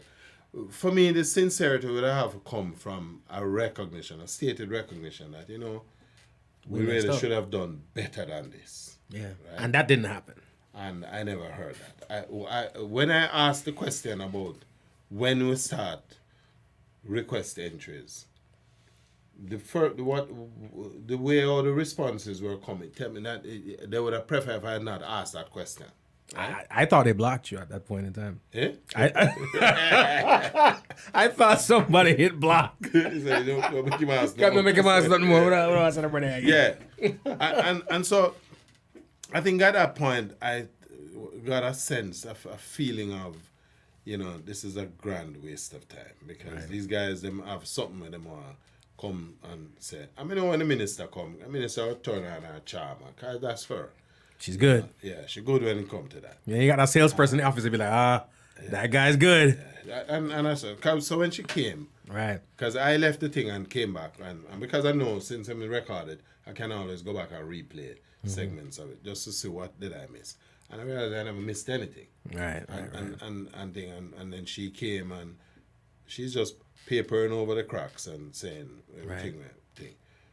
But the bottom line is, for the value, the significance of a 60th anniversary, I didn't get this impression that these people really value, they weren't demonstrating that the kind of sincerity that I would have expected, that, this thing is so important and we really have made a hash out of it. So let us, turn up the burners and increase the energy, and let's see how we can drive this towards the finish line. Never got that. People tend to know people in their same tax brackets. People like them, similar minds. A lot of times I said to my daughter, I say, yo, you know something? Talk to Uncle such and such. She's like, I ain't doing that. I'm like, why? Because he thinks like you. You know what I'm saying? So so let me ask you this now. Outside of you and me and the other crazy, you're more like an anthropologist for this thing, right? Me, I'm just a lover of the thing. People like us get worked up about this. But I wonder how big is the community of people like us. It's big. I think people, people are disappointed because there are enough of us who understand the value of the time that has passed. 60 years of independence. We recognize that the country has its fair share of problems and things. But that notwithstanding, we have been at this thing of self-government for 6 years. There's a whole heap of criticism of Jamaica, and I'm guilty because I'm not afraid to self-flagellation. I'm a Jamaican, and I am not afraid to say, we mess up in this area and we could have done better, because we can do better. And there are a lot of Jamaicans out there who, remember, we never postponed Christmas in Jamaica. We never postponed Easter. And by extension, we don't postpone independence. They may not seem attuned to the thing in the immediate period. Right. As we are leading to it. That energy builds as you get closer to the day. Right. People still dress up in them black, green, and gold. And it no matter, whether a wash over gold or people dress up in the thing, right? And down a yard is no different. I make thing and people call you and them want 100 t-shirt or whatever because somebody buy it. The nationalism is still very much there. Are we doing enough to drive it, to take advantage of the presence of this thing? I don't think so. Because I think, we have the two Jamaicas syndrome is rising, heavily now. Yeah. You have people out there who will say, boy, me all right, and if me all right, I don't really care what else I go on. I'm going to tell you, look at what happened with our politics. You have 2 man and a dog vote in an election in Jamaica now, right? So people are interested. There's not a lot of difference between the PNP and the JLP. So the days of the ideological politics that has gone. Now the politics is basically being measured again in terms of the management style that is taken to governance of the country. And so, people basically look around and say, but the two of them are the same thing. So I may kill up myself. For. It's not like one. Lesser two evils. There you go. So, but to your question, I am on social media a lot, and plus I have some interests in Jamaica. My siblings are down there, and my old lady thing. God, bless her, still they're about not my age. And so you kind of operate within that circle, and people are excited about it. In fact, there's a certain level of excitement about us being 60 years. And Jamaica people, them not ungrateful for it. Right. And so people really are looking for a way to celebrate this development. And plus, remember, too, coming out of COVID has been a repressor of spirits. So people wanted to use this. I get the impression as you listen to some of the conversation that implicit in some of the responses, this is would have been a good opportunity to sort of, just take a fresh breath of air. And we failed to capitalize on that. Have we completely failed? I don't think so. I think we have enough time. Do you have faith, though, that the powers that be care enough to rectify it? Or it's just, because here's the thing, and this is just how things are. Do you remember the 9-day syndrome? No matter what happens, in about 9 days, it's going to wear off. Yeah, but the fortunate thing with this is that we have more than 9 days. 3 days. For the event. Yeah. But we have enough time for people to move on. No. To forget it and move on. Forget the blunder that is. People, if the government comes with a good PR program, people will forget about it. Because that's this is a time of levity for that's what independence is all about. A lot of Jamaicans who live in the diaspora make plan for go back down to Jamaica to be there. I remember what it felt like to stand up in the stadium parking lot in 2012, and I am there with a bunch of my friends from high school days, and all the way in our 50s, and I remember while I'm standing there, I am reflecting, and I was 5 years old and downtown in Parade when we were independent. I'll never forget that. I was, I don't have no deep recollection, but I remember that because my old man used to ride a bicycle. Right. And so myself and my sister and my bigger brother, it was 3 of us at the time, and we were all there, And so that deep nostalgia, it comes back. And I think what had helped in 2012 was the Olympics. So and then this massive celebration thing that was going on in the stadium, just right from next door there. But Jamaicans looking forward to that kind of festive period again, and so I wouldn't say that it's gonna just blow away. I think people are anxious, people looking forward to this, and I believe that if the government play them cards right, the minister have the personality. Babsy ain't gonna walk away and left the job. He can tell you that. That's never gonna happen. Right. Me, if I was in her position, I would sacrifice some people. Right. And so you demonstrate that we do something about this thing. Yeah. And sometimes that's the only way to prove that. Yeah, you have to just some heads gotta roll. Chop some head. Yeah. And then you come out, and since you love this, make announcement. Make some speechwriter sit down. I hope she'll listen to the interview and take some suggestion from that and come and get some speechwriters and take some and put that in your speech and go in and say, this is what we ever do to the thing. And if you call me and me want me give a little advice, but no problem for you. It's a thing when even the writers have to write in the accountability, because it doesn't come naturally. No, Jamaica, Virgin, what do you expect? Jamaica. So the writers got to put that accountability in there. Man, yeah. Account of what? I'm begging politely for reading. Listen, don't skip this part. Don't skip this part. Hey, listen, after you reach out that word, they just dash the script and just ad lib. Wing it. But, listen, I think we have a responsibility. Yeah. It is our 60th anniversary. Let us all, G. Cole, let us get behind the program. Yep. And it ain't too late. Yeah. In spite of, the frustration that we all share in terms of our going on. You know, we have the option, we have the choice. We can make a choice of staying at the doldrums, or we can become part of the transformation.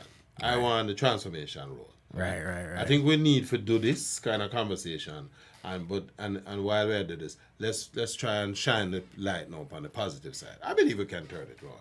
You know, when you get a festival song, if that is what people are looking for, that ship has sailed. That ship gone long time. Right. Let's look at how we can get the rest thing. We have Jamaica Tourist Board that is in the wings to market the country, and we just need to package all of these activities that we just point out. Sumfest, Carnival, the Dream Weekend, and all of these big parties. And we build a massive PR campaign to drive people back to Jamaica. I hope that JetBlue put on 2 more flights, and the new airline where I charge a gold teeth jackass money for go to Jamaica. That will put on some more flights so people down there. Right. Because the country need the business, right?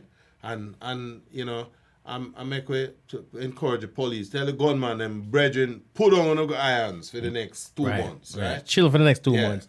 You know, we don't like it chill forever, but at the very least, chill for the next 2 months. Right. And make way suck out all of the juice out of the celebration. Right. That's how we have to talk to the people then. I love that. And for the people who are up here who need to get some T-shirts and some things so they can celebrate, tell them what they can. Man, show them the shirt. I don't know. What the thing there? Yeah, man. Listen, ladies and gentlemen, I got my stuff, all right? I'm going to tell them the big and straight, you know. This is not the giveaway, because it's anytime I come with good stuff, people be hitting me up like I might think I give it. You don't hit me up.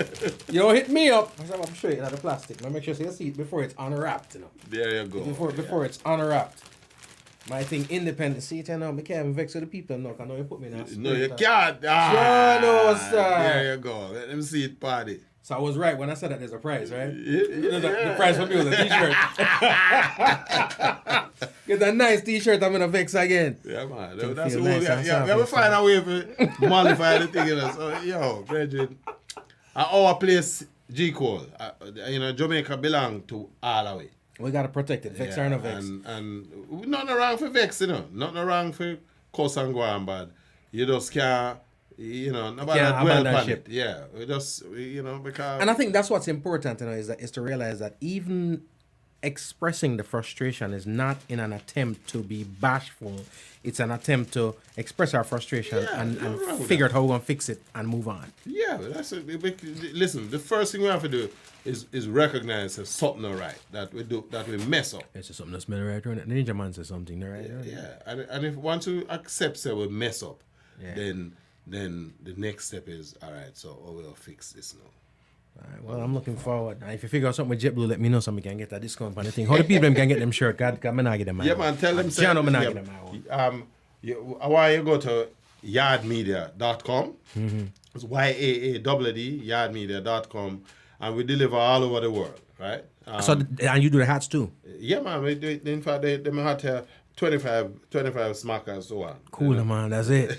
Nice. Smackers. Oh, the T-shirt them. Oh, the T-shirt at 22.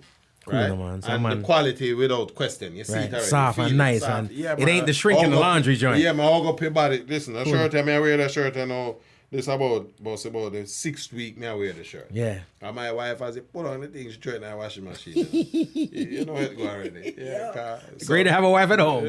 Trust me. Yeah, man. Can't imagine. I think it's G Cole. At 12 years, me out the road by myself. Life's a little different now. At first, it was a little adjustment. Right. You wake up in the night and say, who this in that bed?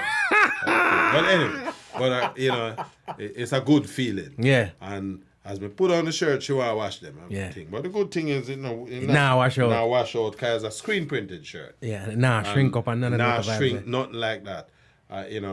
This is something that you'll have for sure. Mm-hmm. This is the positive side of the thing, that 60th anniversary, I was there and see my shirt as a memento. It's kind of like that Obama vibe. Remember that? Can I still have 2 shirts and T-shirts in my closet? Yeah, man.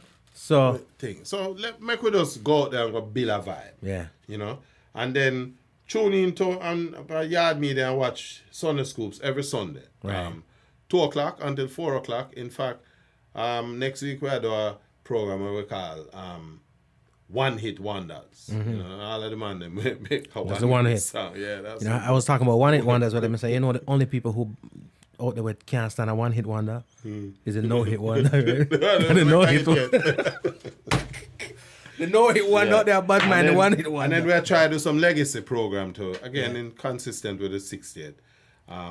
Because a lot of the people who are coming out of that ska era, I'm coming out, we have Roy Panton and Pauline, who we're bringing on the Sunday before the 4th of July, 3rd of July. That's supposed to be a massacre. Roy Panton is a massive ska aficionado. Yeah. And you know, we want to highlight these because that's the culture. And that's something that I appreciate, you know, because even me, I'm not gonna lie, my thing is purely just passion and love. And it's a situation where I have got these people who I've loved all my life. And my goal is to sit down and talk with all of them, right?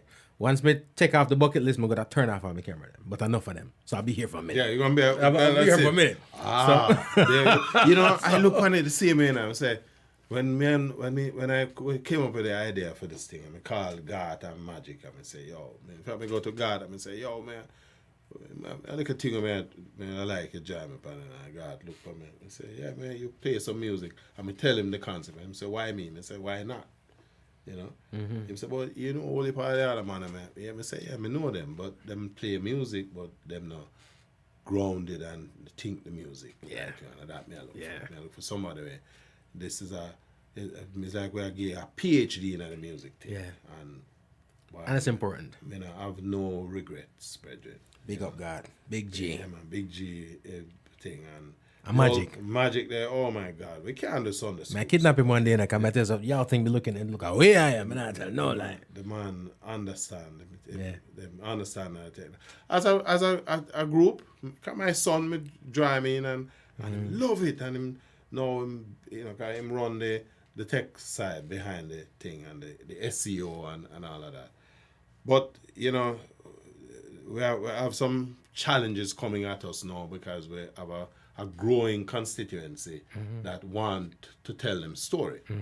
And then there are other aspects of the culture that we want to pay attention to. So, you know, it's a nice problem to have. You know? Very much so. We just, and we got nothing but time. I don't have time. Listen, as me tell them why Jamaica record music now for about 73 years. So we can't run out of material. material, right? And people them out there. And, you know, them are depend on we for present something that them can believe in. The artists them love it. You know, when I tell you slide down bar call me, this a man call me, you know, and I say, and then people realize that, you know, I don't guess the thing, you know, and for me personally, I mean, I was around when Toots win 66. I was around when the Whalers, when Simmer Down. I remember when Simmer Down bust. Wow. Right?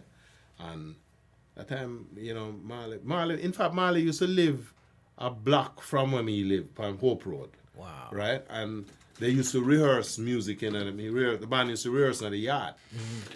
And the time I go UWI, I think I was going to CAS, but I worked, I'm going to school part-time. And about 10 away, rent this big house in a Sanders Crescent. And the house is about a 5-bedroom. There was a helper's quarter, so it's actually a 6-bedroom, right? And the helper's quarters was a slab roof thing, and we used to just put some chair up there and go listen to the free concert the man the man them thing. So very few people can say that. May I tell you, man, and you know, so when for me, as I say, it's a passion because I have been there. Dennis Brown and I would have been the same age, you know, and so I'm born February, me born November, but I remember when him just started seeing money in my pocket and a little boy at the time, you know, 10, 11-year-old, me just saw KC, you know, and by extension, we can go on and tell. I grew up with all of these people. Wow. Right? So you got you know, it's almost like what I told the late great Bobby Digital in here. I said, listen, my favorite artist of all time is D Brown. One of my favorites is Garnet Silk. You know, Sanchez. I said, I've never met these guys personally. One, because they were before me, died before. Right. So you are gonna introduce me to them. You know what I mean? That's what I need right now, because I love these artists so much. You've been there, you work with them. So guess what? But when we're done talking today, well, I have met them, but I've met them through you, and it's the same thing. You know what I mean? Bringing the stories to life. Living, you know, you live the thing, and so a lot of times you have these conversations. And you know, when a man call them, say, "Boy, I hear about the show and rare, but all you think that interview." Shabba Ranks called me and said, "He want me to pay him for come on the show." I say, "You mad?" I got one of those. I got one of those a couple years ago. Yeah. One of the big Spice people them hit me up. I said, let me not say the name. Spice people hit me up and I said, "Boy, you want an interview?" And I'm like, "Oh, for real?" Because I'm a year in, you know what I mean? And hit me on social media, I'm saying, "Yeah, man, bam, bam, bam." Then them hit with a price. I'm like, I ain't doing that. Yeah, I mean, well, call him that. I'm calling me and say, "Bridget, me can't do that." Yeah. I say, my show is me I give you a microphone for amplify your story. Yeah. And that's how we have built this program over the past year. We've been doing it. And if I gotta buy the story, I got a feeling it ain't real. But not only that. What do I tell the other people? Yeah. You know, I would have compromised my position completely. Yeah. I say, you have a microphone that is available with us here. We're willing to accommodate it. Yeah. You know, you have your music is your story, but we just need you now to tell it yourself. The hustle never stops, man. And thing. But you know something. Hey, to each his own. And Can't. To each his own. Bridget. And even talk to Sly too, you know, because I'm gonna stop putting these things off. There are certain people who I'm supposed to speak have to. you have links with him? I think I have a number on my phone for him, but it's just No, but me I would do better than that. You talk to him and tell him. John, no, what's that? Me I talk about. We have this my recording, you know. Yo, Matter of fact, I'm gonna cut that little part right there. No, listen, love Sly. Sly's his demeanor is very disarming. It's almost impossible to believe that this man has accomplished what he has. Is as accomplished as he is. Because when him come and he sit down and talk to him, you know. Yeah. I mean, love talk to him. The only problem with talking is you have to have time, because like, hey man, we got nothing but time. You know, nothing but. I'm gonna count on you to make it happen for me. Yo, I mean, listen, me reach out to him and tell him, say, listen, me have a man and I want you to talk to him for them thing. I mean, once trust is a hell of a thing, you know. Right. And that's one of the things for me. Integrity. You know, people have a way for sense that about you know. Yeah, you go. Oh yeah. I say, I go down to Jamaica, I go to the studio and see man. The man introduce me to someone. The man make you feel like you're God, you know. that respect. Yeah. Yeah. I mean, I say, but me think, and I say, no man. Him say, what you do? Yeah. Mikey Bennett, you know Mikey Bennett. Yeah. Mikey, same kind of thing. Mikey and I we go school. He was a couple years ahead of me at school. Right. But I knew him not from KC, but my first job, he was a personnel manager at the library. And they nearly fired me, in fact. Mikey nearly fired? I go buy some Bob Marley tune for the listening post of them, and them say, if you carry them back, or them over fire me. Say I have to pay for them? Them say I have to pay for them. I say I not pay for them for door. I have a record player for play this part. Right? I buy Catch a Fire, Burning, and Natty Dread. I think Natty Dread. 3 albums. So go put in the library. The library had a little place and called a listening post. So right. You must have some nice soft seat where you put a headset and you play the album. 1970, 76, 77. And I said, me take the library money, go buy Dirty Head Rasta Boy music. I have to go to Mikey and I say, Mikey, thing, and go to, Auntie was the principal librarian, Pickard, and say, but the man are doing job. And people them ask him for increase the variety on the post, and that's what I mean. If you look at the traffic that come, the amount of people who come and sit down to listen to some music. Right. And that saved my job. Mikey. Yeah. Big up yourself. Never remember that. I mean, remind him and him say, oh yeah, me remember. No, yeah, tell me anything. But, nice. Them man they have a understanding. But I'm story. Me not telling nothing. I need to talk to Mikey Bennett too. And you know the funny thing? Before we even get out there, I'm going to tell you this. So the people who are humble and the people who give you them kind of disposition are always the people who have the right for hype, you know. I'm telling you. And so the people who hype, Them not have nothing. No, nothing. I'm No. telling you. No. The man, them personality. Say next man, they talk. Mr. Willie. So I love Mr. Willie to the ground, man. So I dropped this year before we even roll out of here. 2006. I put out my first album, Young Youth. Them man are Grammy nominated artists. They have a legacy to protect. Somebody bring me to Mr. Willie, have a song and so forth, and I'm a big third world fan, whatever. Now I'm on a film start I listen to the thing, give me some bass and some around the corner. You know what I mean? First album come out 2007. 2 songs, man, Mr. Willie play, man. Heard what I had faith in me, love what I go on, and just never charged me a dime.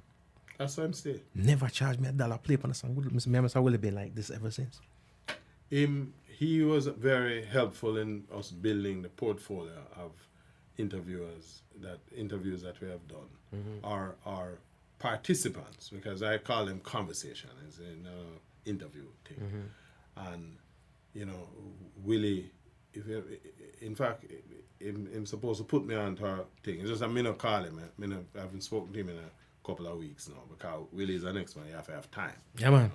But a better person I've never met. Yeah, great human being. And him don't have to do it, as you just rightly said. You would have figured a man with them kind of stature and thing. Yeah. We had a thing one day we needed to have a discussion with Lloyd Stanberry and thing, and he said the best man to talk to this is Ebo Cooper. And him just boom and make a call, and I said, call him now.